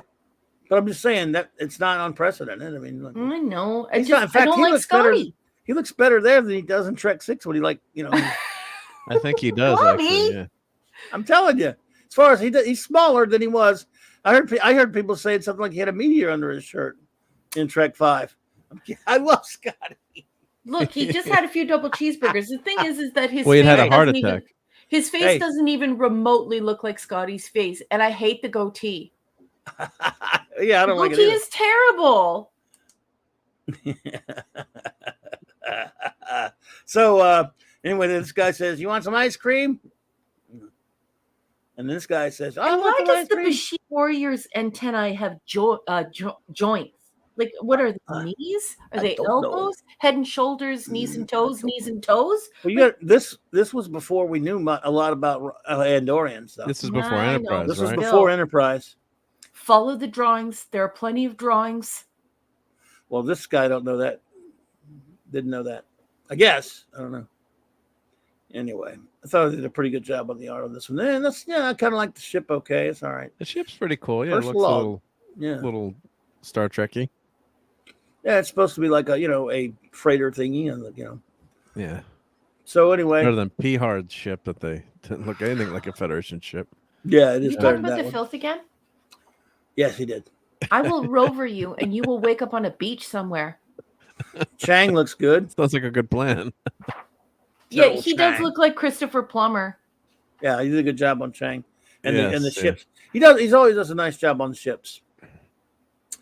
So they go to attack the Kirker Prize, whatever the hell it's called, the bounty, and And rightfully- why does Kirk look like he's in a Gary Newman video? Like, don't you just want to start singing Cars? Like, what's going on? It looks like he's wearing a skinny tie. Like, I'm more curious as to why Scotty is dressed in a variation of the Nightwing costume. Wow. I don't know. I don't know. So anyway, he gets a pretty good shot into a Klingon cruiser, but rightly so. They're no match for one, of course. And they have to be saved by Pike and the Enterprise. Get off of there, Stan. Boom, that's cool right there. That's great artwork, God. He did a nice job on the ship. it's beautiful. The And Pike Klingons on looks this great. starboard bow, huh? Yeah, he Pike looks does. great, yeah. You get to see Pike in a Rathacon uniform. Spock looks good. That's a really nice page right there. Yeah, everybody looks beautiful. Jose That's Tyler. great, yeah. I still don't know why the Bishi Warriors antennae look like Mr. tree Scrooge, branches. because I'm so angry. because they didn't know. Maybe you should write a letter to the letters page. No. It's been a long time. Pike Pike, it's been a long time. in my view, Kirk, not long enough, you little bastard. You've done it this time. They're going to throw the book at you and the key and in the opposite direction, you little. Anyway. So Punk. next, That last panel's great, God. yeah, that is a great page. So, yep, to be continued. Oh, that's a Kirstie Alley Savick. Yeah, it's Right. Savick. It's Savick, and it is That's Kirstie Alley Savick for sure. Yeah, it is Kirstie But- Alley Savick. I like Robin better. Anyway, did you see this?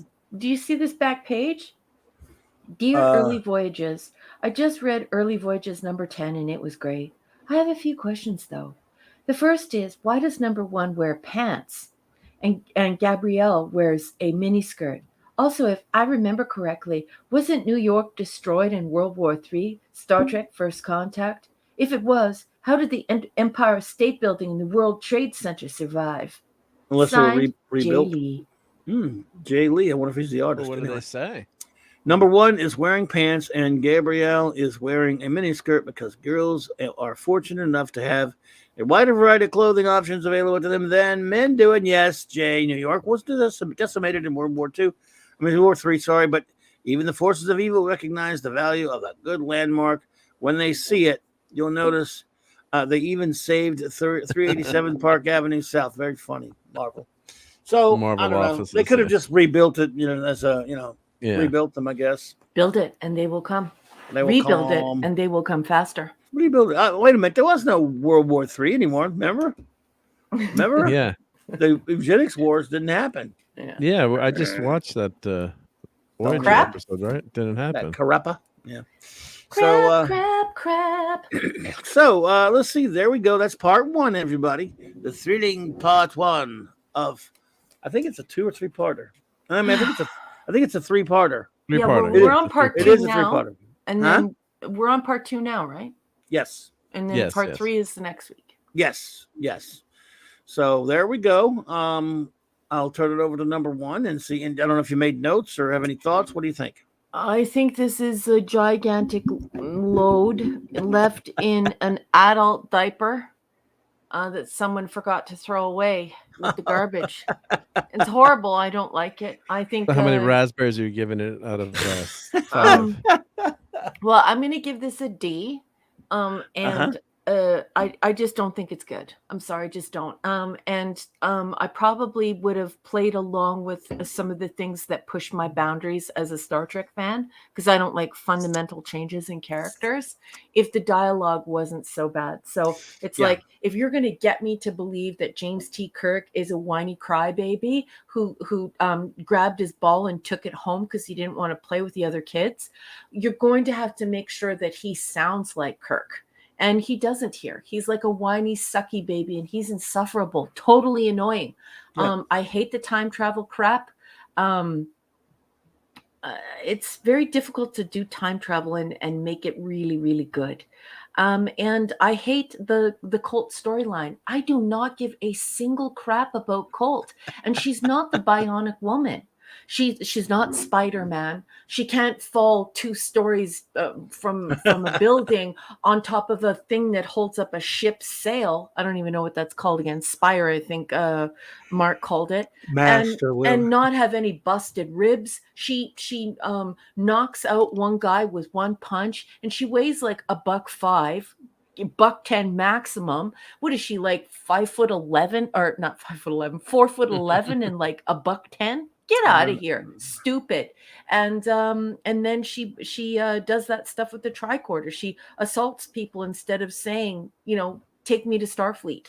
Something's gone wrong. She needs to report herself. Once again, this is after she stole an artifact from an archaeological heritage site.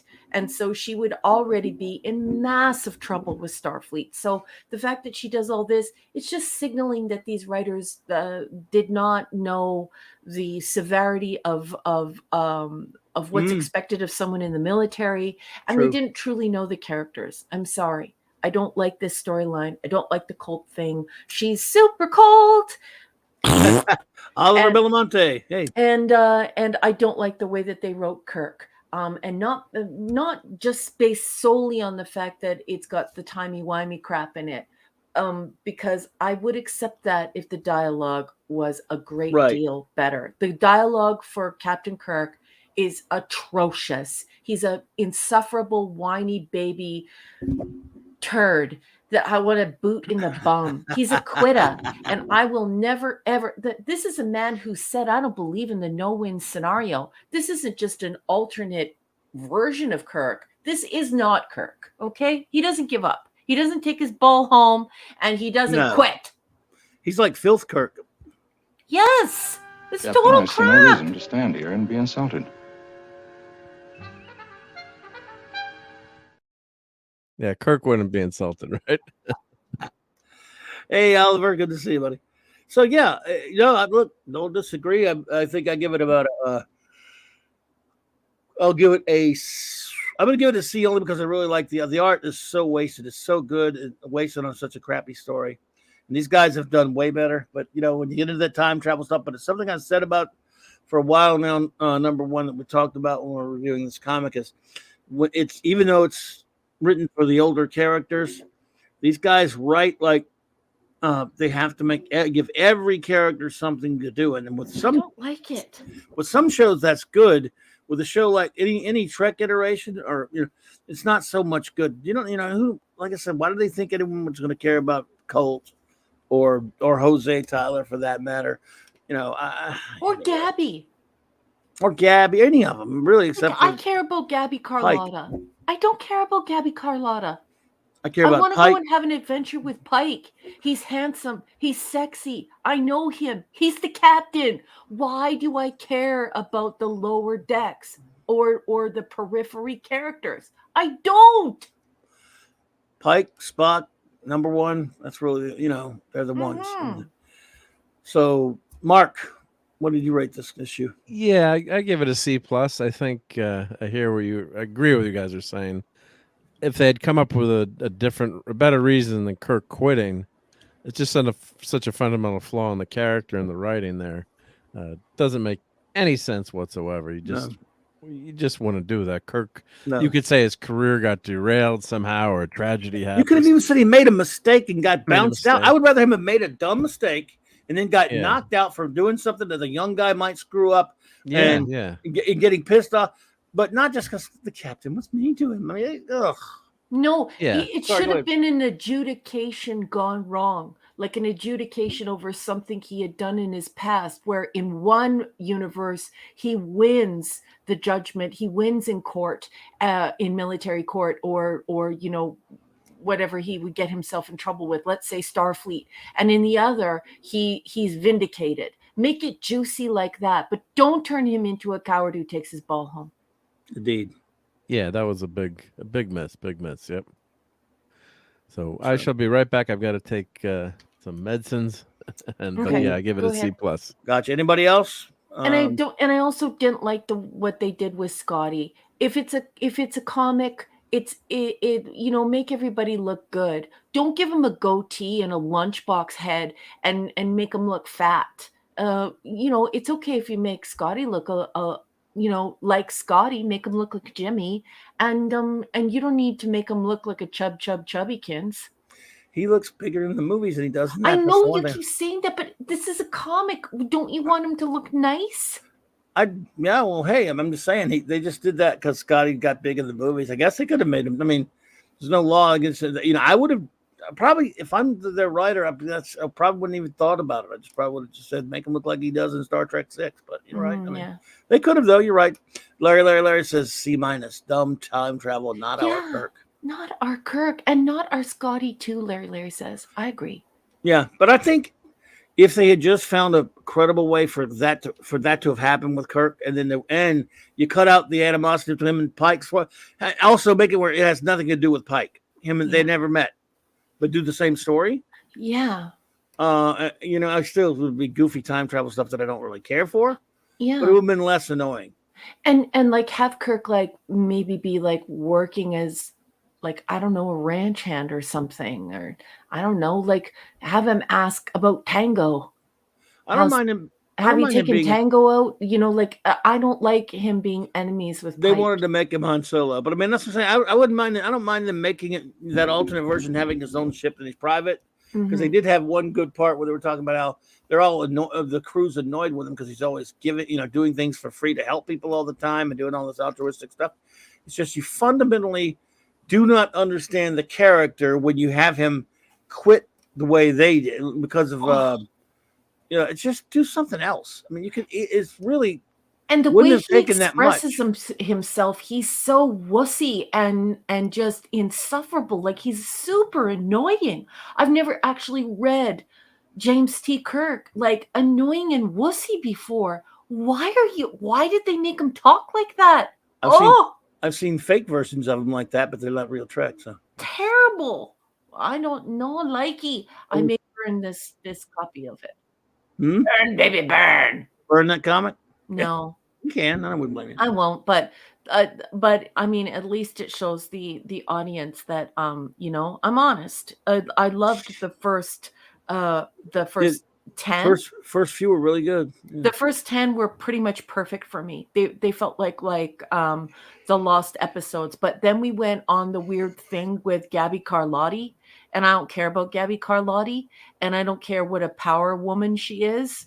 Get out of here. And I also don't care about Mia or Colt. I don't care about Colt. I don't care about Colt because she broke the rules of Starfleet. She's a horrible military officer. She's a liar. She's a derelict in her duty. She doesn't do anything she's said supposed duty. to do. I know, Yeah. and I meant the OO kind. Yeah, she is a lousy officer, and I don't feel sorry for her. And just no. I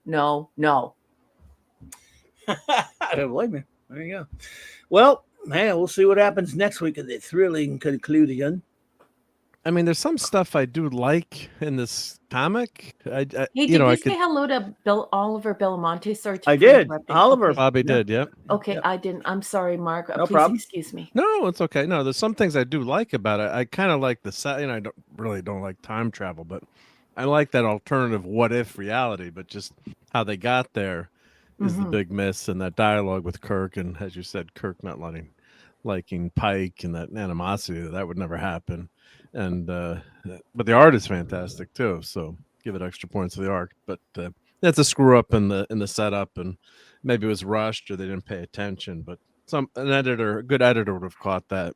And had them change that. So maybe the editor was not doing anything, as Clobberin Time said. Yeah, and Larry raised a really good point here that I really like a lot, and then Alaric Harrison chimed in at the same time. So I love this conversation that's brewing in the chat. Larry says fisticuffs maybe, and Alaric responds, "Yeah, remember Finnegan? He gave Kirk a really hard time in Starfleet Academy, and Kirk toughed it out." And that's just it, right? It's just like like Larry proposes the fisticuffs. And maybe they could solve their old grievances that way, but why make him such a insufferable wussy pants? He talks. Kirk does not talk like that. Hail, the comic relief crusader. What's up, duder? Well, nice to see you. We indeed. We can segue to another Star Trek story once we're off of this, I guess, that maybe has a somewhat happy ending. Yeah. You want to do that before we get out of here? Because I know Raquel's going to get out of here pretty soon. Because and have a quick enabling thing to show everyone too. Okay. But make haste, young man. I always make haste. I never make the show go much longer than it should be. And no, you never do. This is Shakespeare Clobby, everyone. Make haste, young man. No, I never try to strangle you from all the way down here when you're doing that. Mark, damn it, Mark! Gotta go to the bathroom. Let's end the show. Actually, I'm about to go get some medicine just like you did, so I'll be right back. Yeah. Okay, boss. So of Continue. Course, take the helm, number one. This Yes, is the boss. great bird of the galaxy, of course. None of us don't know that. But of course, on his desk is this classic, gorgeous model of the Enterprise. And just take a good look at some of the features of this model. This looks like a lighting fixture, joint that was used in a lighting fixture photography. We have some of those light stands Microphone. that use that, or a microphone. Yep. Mm-hmm. Oh, thanks for sending that, Max Redstone. Yeah, that was funny. Yep, I'll play that later for forever. I don't think we can play that online, but we'll enjoy that. So here's the ship, and of course, Larry, gotta... don't you mess with me, Larry. It does, yeah. So we're Clobberin Times that we're joking about that last night. So here's the letter from Gene Roddenberry to Jeffrey Katzenberg, who was, of course, the famous director Spielberg. What was their company? Katzenberg, Spielberg, and what was their? I'm forgetting the acronym that their company they started together. But this is November 5th, 1979. Subject: 3-foot Enterprise. Enterprises? No, the Katzenberg, Spielberg, and Oh, I thought They you were start- talking about Gene because that's Lincoln Enterprises. Yeah. But Katzenberg started a company, production company with Spielberg, and someone in the chat will get. Yeah, DreamWorks. Thank you. DreamWorks. Of course, it's Larry DreamWorks Larry. SKG. Yeah, thank Larry you. Larry, the giant brain. Yeah.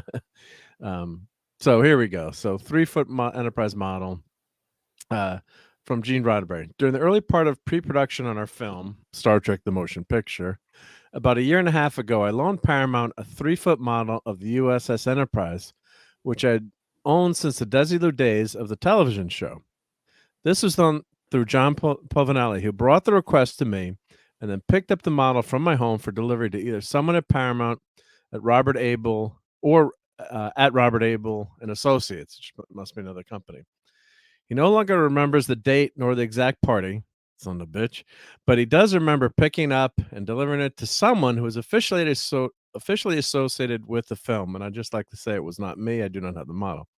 My problem is simply that of getting my model back. It's a fairly expensive piece of model making, but its real value to me is what it represents. No one I've talked to, including John, has been able to offer the slightest hint as to who got it or what has happened to it. Signed, Gene Roddenberry. So you can only imagine, that was probably one of his prized possessions that was when on I his read desk. that earlier today, Yeah. it actually made me sad. Like, Yeah. can you hear Gene's?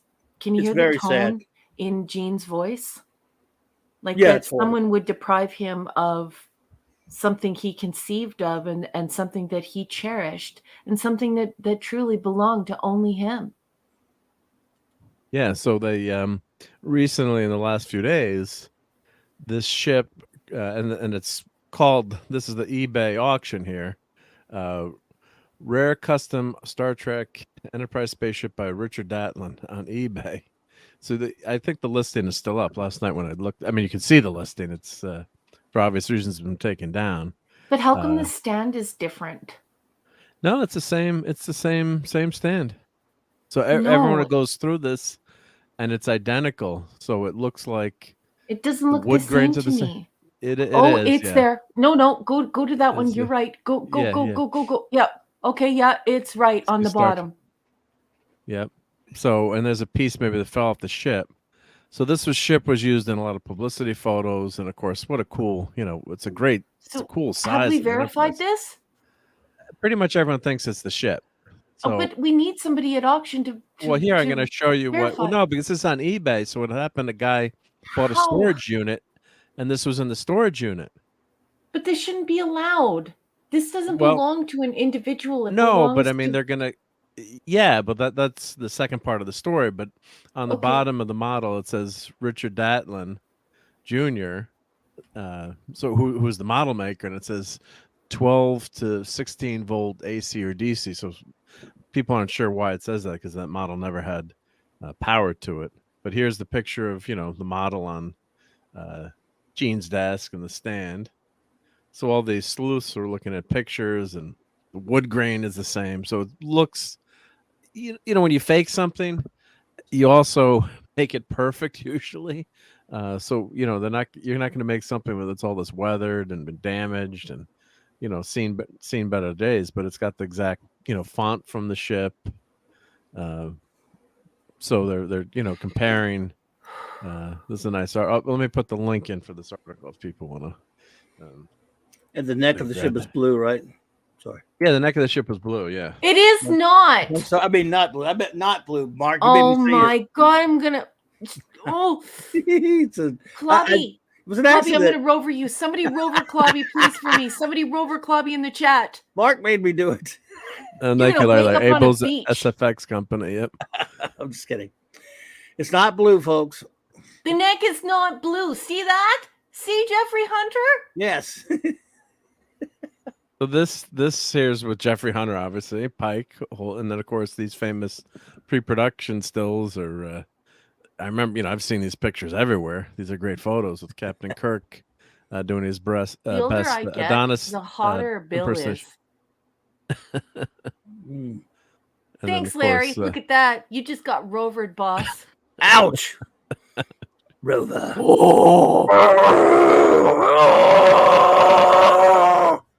You do such a good rover. I love your rover. Oh, thanks. Spock with the model. Yeah. I am not a number. I am a free. It's clearly blue right there. No, it's not. Just kidding. Clubby. And then here's Clubby, you're going to make my brain explode. I corrected myself, didn't I? I mean, it's clearly not blue. It's not blue. Well, the Smithsonian Institute said it was blue, so Raquel, you better fight with them. Mark. Lasher. I have a place to put my Klingon paint sticks, and it's going to make you awful uncomfortable. Ouch.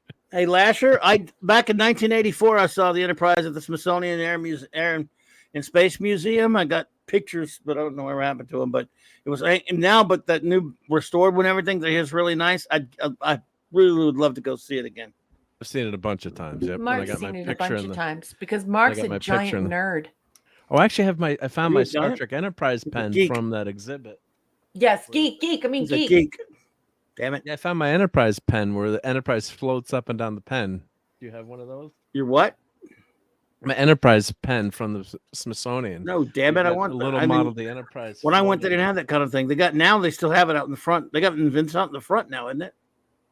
Let me see. But back in 2019, I had a trip all planned to go. I was going to drive by myself to go to DC to go see it. I didn't get to do it. Yeah, I'll show you my. That would have been the best road trip. Oh my gosh! Man. Could you imagine you and I and Mark? Yes, and the three of us in a car driving to go see the Enterprise road trip. Yep. That would be the best road trip ever. Could you imagine how our doctors would feel about all of the cheeseburgers we would eat? I would play the Stealing the Enterprise music right when we pulled them to it. Yes. From Trek 3. We would steal it. Yeah. That would be one of the greatest bits of music of Trek ever. Yeah. Yeah. Let's see. Where's my picture of me with the Enterprise? Here, I'll call it up. But yeah, so it was sad. It was very sad that ship got, and you can see here's the base where they would attach the base. Yeah, where it would be attached to the stand. Yeah, so they're hanging it there. Oh, and they did it with the fishing line, just like I do. They go from around and through the top. Yeah, cool, Lasher. That's great, man. That's what we really need to go after we go to the Smithsonian. Go down to Georgia to see the Farragut set. I'd like to see the one in New York. I want to go to Georgia and have a mint julep, and I want to do it for Jackson D. Forrest Kelly. You see my pictures of the Enterprise set there. It's amazing. Mm-hmm. Wow, look at this. Well, the ship's been through some battle. It looks like it's been through hell. Well, it's been sitting somewhere for about 40 years, maybe 50 years. Yeah, and they found it in a storage unit. So, I mean, this could be worth millions. I mean, that's the X-wing fighter just sold for $3 million. I mean, the family should get it. It's at least $1 million. But but I'm just saying yes, obviously, but I'm saying the value. I should get it really, like this. Really. I don't think the guy realized. The neck is white. Yeah, because that's the. But are look you at the colorblind? blue. It's really blue. Clubby. By the way, that's not even the argument. They were arguing about the one they used on the show. Yeah, this was not a filming model. Yeah, but see how the little notch. I'm gonna airlock both of you. Let's see. Look, they're finding the same imperfections. I think this is all made out of wood. If I'm Papa correct. Palpatine's Pizza Padawan. Now I want pizza. Good to see you there. I want pizza, pepperoni pizza. Papa, what are you doing to me? What's up, Papa? How you doing? The same crack there. Yeah, they're going to need an authenticator though to go over it if they're this auction should be stopped. First of all, that number is way too low. Oh, it was stopped. Well, and we need verification. Oh, it was stopped. By who? Oh yeah, it was stopped. Yeah. Item was no longer because everyone got in touch with the guy. Oh, so he didn't know. He just bought the storage place. Storage buyer bought the storage unit. So get out of here. Or something. Probably thought it was a toy. They found it in Van Nuys, California.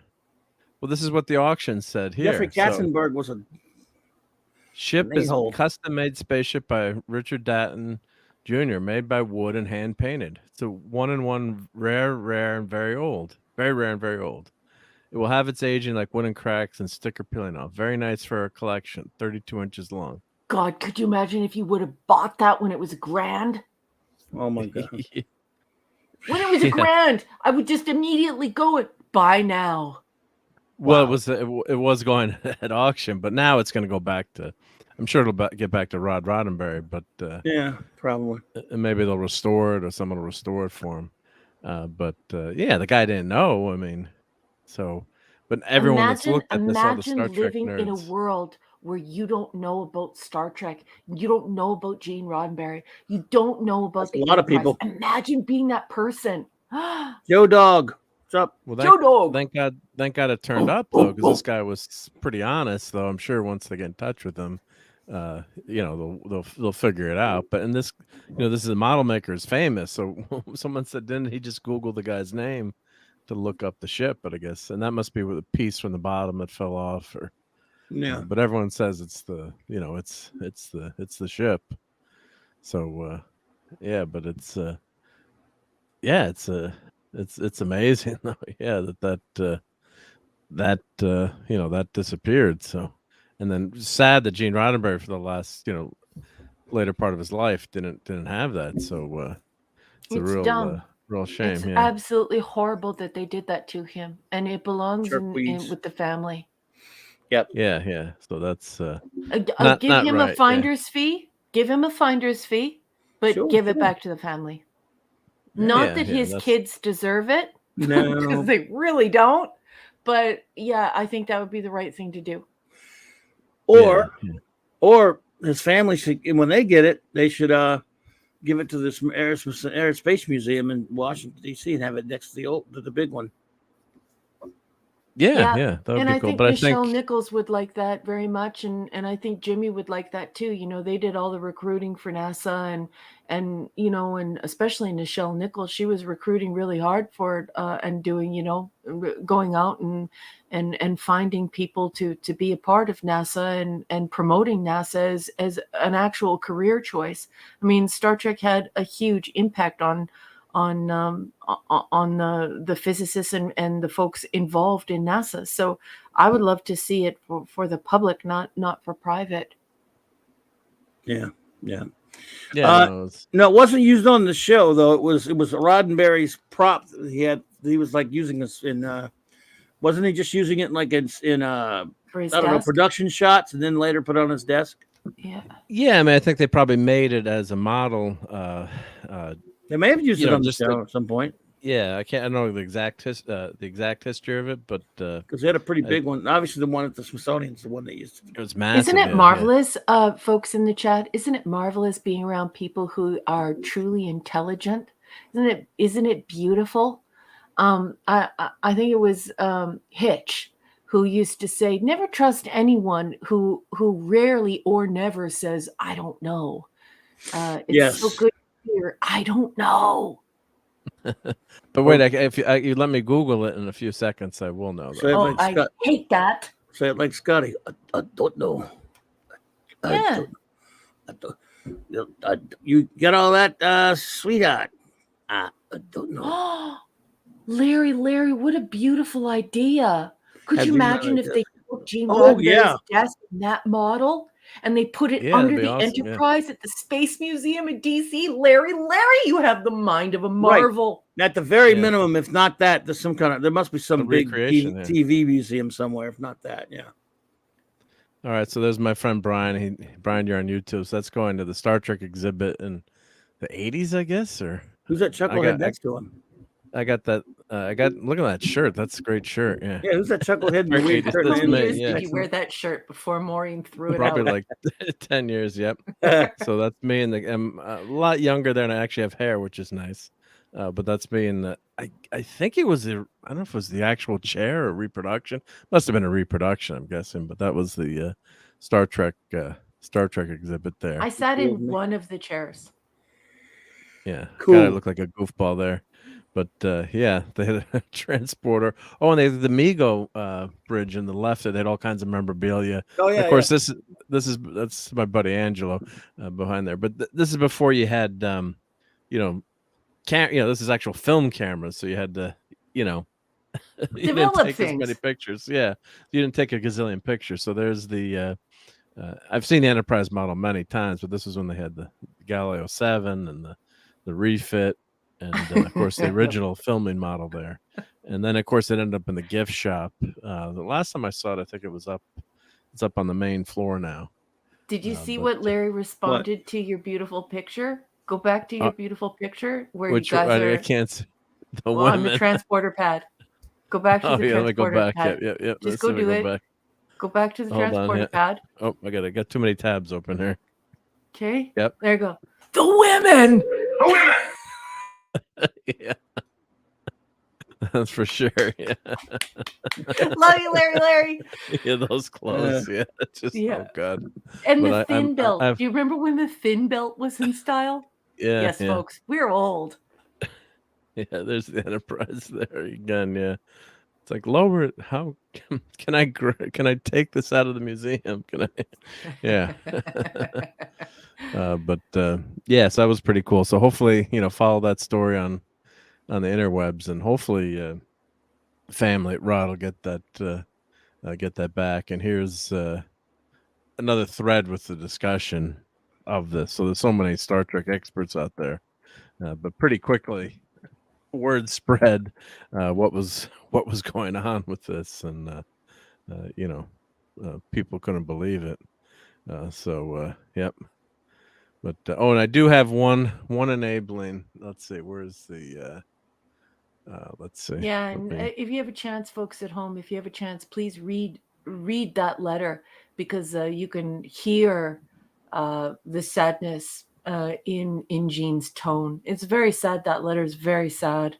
Yeah, it wasn't right. Yeah, it was such a hopeful person, and I hate it when a very hopeful person gets discouraged. He's so discouraged there. He can't believe that it happened to him. Poor guy. Yeah, this is Gene Roddenberry. I gave it to you guys. Yeah, like it's like, where did you put my stuff? Why did you do that? Yeah. Yeah, it's like, what's going on here? So yeah, it's just not for something like that to happen. I mean, we've all had friends that have we've borrowed stuff or lent stuff to and I haven't gotten back, but I've never lent something like that. That's just horrendous to have that lent out and not come back. I mean, you'd think they would have taken better care of Gene Roddenberry or engraved his name on it, or something. Of course, who would have ever thought that you would they would ever lose that either, right? I mean, I'm sure he said what the heck, there's no way they're going to lose my Enterprise, and they did. So, which is kind of a sign of disrespect too, I think. It is. Yeah. So one last thing for tonight. God. So I don't want to see this. That looks terrible. What's wrong? I love that movie. I would want that one. I want that. Okay, I'm going to avert my eyes. That looks pretty gruesome what you're showing there. That's one of the greatest movies ever made. John Carpenter's The Thing. That's a very scary movie. Oh, it's not that scary. Well, it is, but it's great though. That poor puppy. Why do you keep showing that poor puppy? What puppy? Well, it's not really a puppy. It's not a puppy? Okay.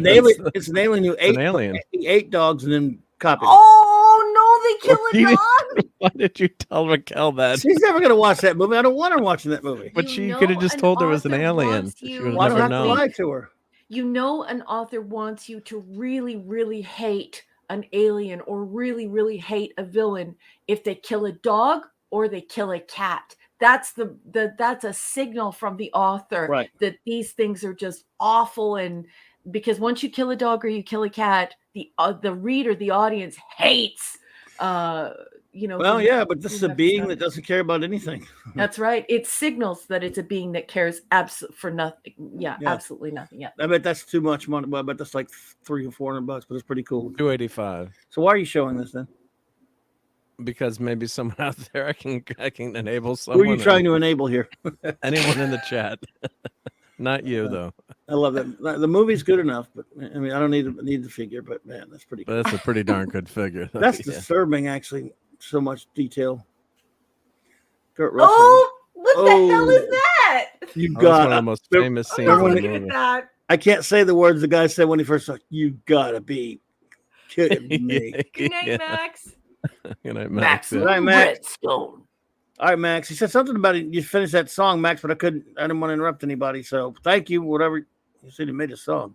Oh, he sent me a new song, a new opening for Blake 7, which is pretty awesome. Let's take a look at it later. Let's take a look at it later. Hey, we'll take a look at it later. Thank you, Matt. All right, you're killing me out here. Well, he's killing the creature, but yeah, he's got the flamethrower. I don't think the flamethrower. How really big works, of a damn toy is that with all that? It's 12 inches. It's No, I'm a talking about that. 12-inch Look at all the setting there. I mean, it comes with all that. Well, stuff. it comes with the flamethrower and the I go back to what it comes with. It comes with the critter. This is the deluxe edition. Stop scaring Raquel with that crap. Stop showing that. Come on. You killing me. Close your eyes. That's so cool. A severed so it comes with all the clothes. head on a spider. Sick. It's fantastic. Look at the head it comes with, yeah. That's fantastic. Dude. I'm trying. Let me go back. I went through fast. I didn't know there was I didn't know how many pictures there were for this. And how much is it? $1 million. Here it comes with. Yeah, this is what it comes with. So this version is 265. Oh, that's actually not bad for $265. Mark, head desk. That's not bad. And this one is $235. I mean, for the detail and what you my get. fault for seeing it and going nuts. I shouldn't have. So what else you got? And you can only buy three per household. Empress NM. Hey there. Hey Empress. I'll put the link in. Oh, is it one of these long? It's Mondo Shop, but the link made it through. But and then there's one. Oh, here we go. This Mephisto. What about it? There's a poster that's for sale. Also scary as heck. Yes. Jeez. Well, it's Mephisto. It's Halloween, yeah. Yeah, but look at that face. Halloween's over. That is super evil. It's like John Buscema. Yeah, so that's yeah, I think that was and the Werewolf by Night. We showed this before, I think on Werewolf by Night's you're cool. showing. That's the kind of stuff. stuff. Yeah, I think we showed all this before, but Creature from the Black Lagoon. The Creature from the Black Lagoon that's cherry, baby. Cherry. Yeah, you guys have seen all this, so but nice. Yeah, so I just wanted to show that. Werewolf by Night cover's cool. Yeah, so now it's Matt McCready, dude, that's off. Matt McCready's off the hook. That's crazy. Yeah, it's amazing. Yeah, it's Oz and Gary, I'm sure, behind that. So, oh yeah, yeah, it's some good stuff. Yeah, but they have great stuff at Mondo Shop, Godzilla stuff, and good thing I didn't show this other page because they had some. I want to get the Creature from the Black Lagoon like Gwag has. That's 185 smack rolls for the Mondo Shop one. Oh, with the NECA one, I don't know how much the NECA one costs. The NECA one's like $30 or $40. Yeah, I want like a 6-foot one or 7-foot for the house. Wow, now that takes a doing. Yeah.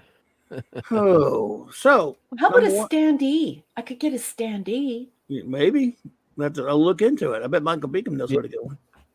I like standees. Right? We'll have to ask him. Yeah. Yeah. So, who's ready to get a move on? Let's get Raquel, to some rest. I know it's getting night. It's a school night for you. So, all right. Well, number one, give us any closing words you may have. Thank you, Clubby. I just want to thank you for having me tonight. I had a wonderful time, and I want to thank everyone in the chat for the marvelous conversation this evening, for just being great company. I love you all so much. We're such a great group of friends, and I just appreciate you more than I can articulate. So, thank you one and all for your brilliant comments and additions and the time that you've spent with us. I also want to give a special shout out to Chris Persia, Larry, JT Kirk, just everyone who is out on their social media, really trying to get as many people as possible to come on over to CLOBBY'S virtual comic book shop and make this place bumpin'. We can't do this without you. And I just appreciate it very, very, very much. I want to thank everyone who gave a gift to CLOBBY. That helps keep the lights on at his virtual comic book shop. So thank you to one and all who gave a gift. If you haven't joined the channel yet, you should. Membership has its privileges. Not only do you get to spend one time with CLOBBY, who is a comic book expert and the grand poobah of all of geekdom, but we also have lots of silly stuff stuff for you to participate in and with, namely some goofy emojis. But if you're not ready to dive in and grab a membership, please make sure that you hit the subscribe button. Please hit the thumbs up, and please hit the bell. The bell tells you when Clobby will be on, and it's always good if it involves Clobby. I want to thank my Patreon subs, and if you haven't purchased a copy of my book, please do. If you don't feel like jumping into a full book, you know what you could do? You could buy the stories a la carte. That's just a fancy way of saying that I offer my short stories for 99 cents each. I want to thank Larry, Tony Stark, Sean Carter, Cardinal Sin, Shoota, Gwagnar, Chris Persia, Scuba and Leslie Pete, Eric Kane Kirby, Enigmatic Drop Bear, Michael and Cassandra Beacom, Mark D with a C, Anti-Derivative Jill, Maximum Redstone, JT Kirk, Dadman and Dadman Clan, Lord and Lady Thoth, happy birthday, LT. We love you, sweetheart. And I'm chucking Lance some cheese. I want to thank Rob Altus, and I also want to thank Tyler. Thank you so much for being behind me. And oh my gosh, Larry's done it again. He's gifted 5 Clobbering Times memberships. You're not Thank you, buddy. now. Thank you, Larry. Appreciate that, buddy. You're too kind, man. And Appreciate I also you. want to thank Mark D with a C for everything he does behind the scenes. He is the sweetest person, and he's also super talented. And he has a Doomsicle, a Doom ice cream, Doomness. And you really need to get on his coffee account to discover how you could get your very own Doom cone for your very own office. It's cool. And actually, I don't think JT Kirk would mind me saying he just bought one tonight. So thank you, JT Kirk. He That's did. awesome. JT, where'd he go, man? Nice. So that'll ship next week. You're going to enjoy. You're so going much. to enjoy that, JT Kirk. And last but certainly not least, I want to thank Clobby. Clobby, thank you for your expertise. I know nothing about comics, and I'm having such a great time with Early Voyages. Thank you for letting me be a part of your Geek Roundtable as we go through this comic. I'm just having a ball with it. I also want to thank you for teaching me about Blake 7. This second watch has really revealed the quality of the show. I mean, I liked the show before, but now it's aging like fine wine. I'm actually even enjoying it even more the second time around. So I just want to thank you for introducing me to something that is so delicious. It's so esoteric. I never would have been able to find it on my own. So I love you. Thank you for being my friend. Thank you for being excellent company and always making me laugh and always making me feel loved. I love you so, so much, sweetheart. So I'm sending smooches for your whole face. And that's all I have to say. Good night, everyone. Oh, thank you so much. And thank you so much for that, Larry. Again, appreciate that. Marco? Oh, and thank you, Raquel, as always. Much appreciated. And thank you. Yeah, JT Kirk says, I don't know if you wanted me to mention it, but yeah, thank you so much. Hey, that's great. I'm glad I was able to have the store reopened, and thank you for being the first purchaser on the store. So the Doomsday Machine will be shipping. The ice cream cone will be shipping next week, and He means the cornucopia killer. Cornucopia killer, and I'm not responsible for destroyed planets, but thanks so much. And yeah, it was a great time hanging out tonight, and got a lot of fun, and yeah, we always have a great time here. Some great episodes. Maybe not the best comic, but the art was good to look at. So, but and thank you, Clobbering Times, and looking forward to the next Clubhouse and Saturday Night Star Trek and Sunday Night Geekery. So it's gonna be a good week. Oh, I didn't show my Star Trek pen. Can I show my Star Trek pen? Yeah, show it. Yeah. Here, let me. Let's see that. Yeah. Let me turn on the other camera here. I'm gonna lose audio for a second, but no problem, though. Let me yeah, I'll do. There you go. Third cam.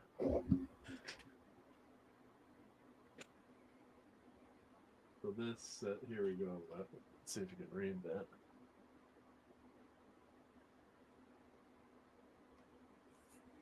Oh wow, you got that at the Smithsonian? Smithsonian, yeah. Oh my goodness, I'd have to get me one of those if I went.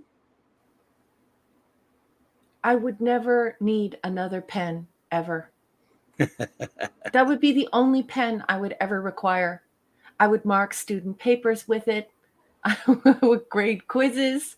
I would write stories. I would sign checks. No, I haven't signed a check in years. I'm lying. What else could I do with it? That pen is gorgeous.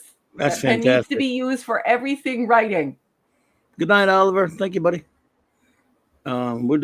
Wow, that's amazing. I How long you had that? I've had that since the 80s. So oh my God, wow. You can buy that on Fleabay. I saw some of them. I wish back then I would have bought like 20 of them. I only bought one. Yeah. It still writes, but it is pretty cool. Yeah.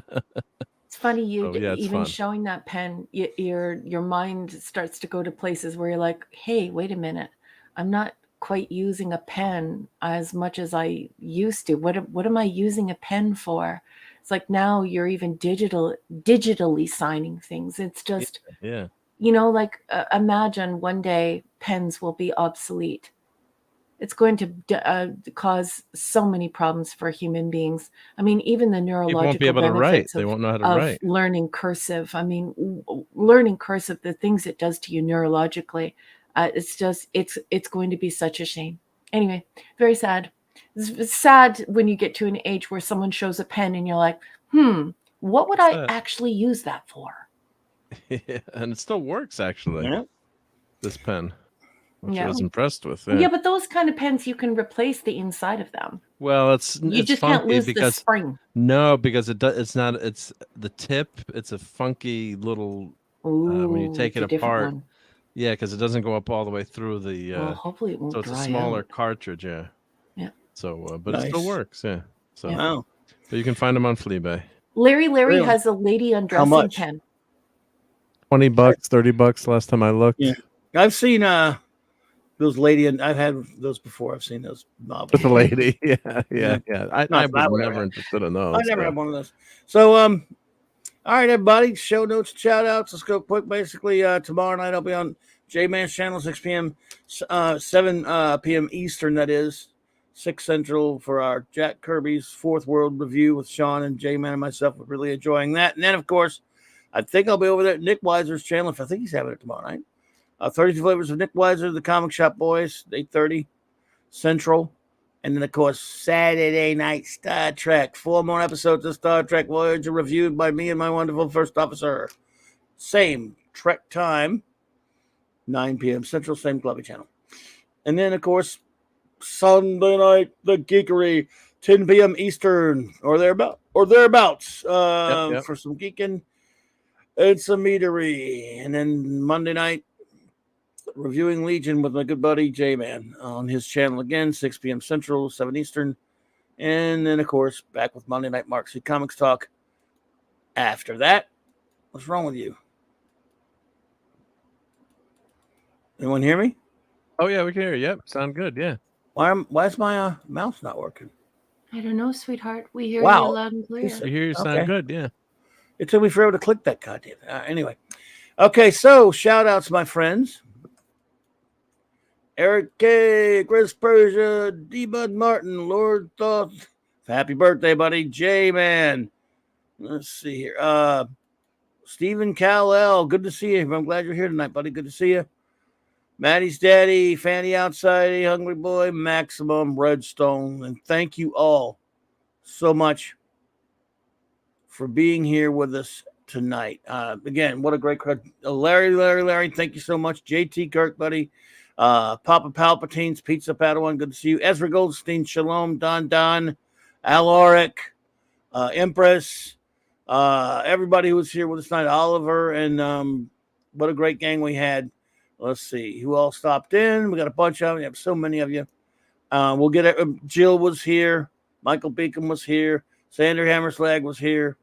Again, what a great crowd we had. We're going to get everybody shouted out. Oh, there's Lasher was here. Joe Dog was here. We thank you all for coming in. And what a great group.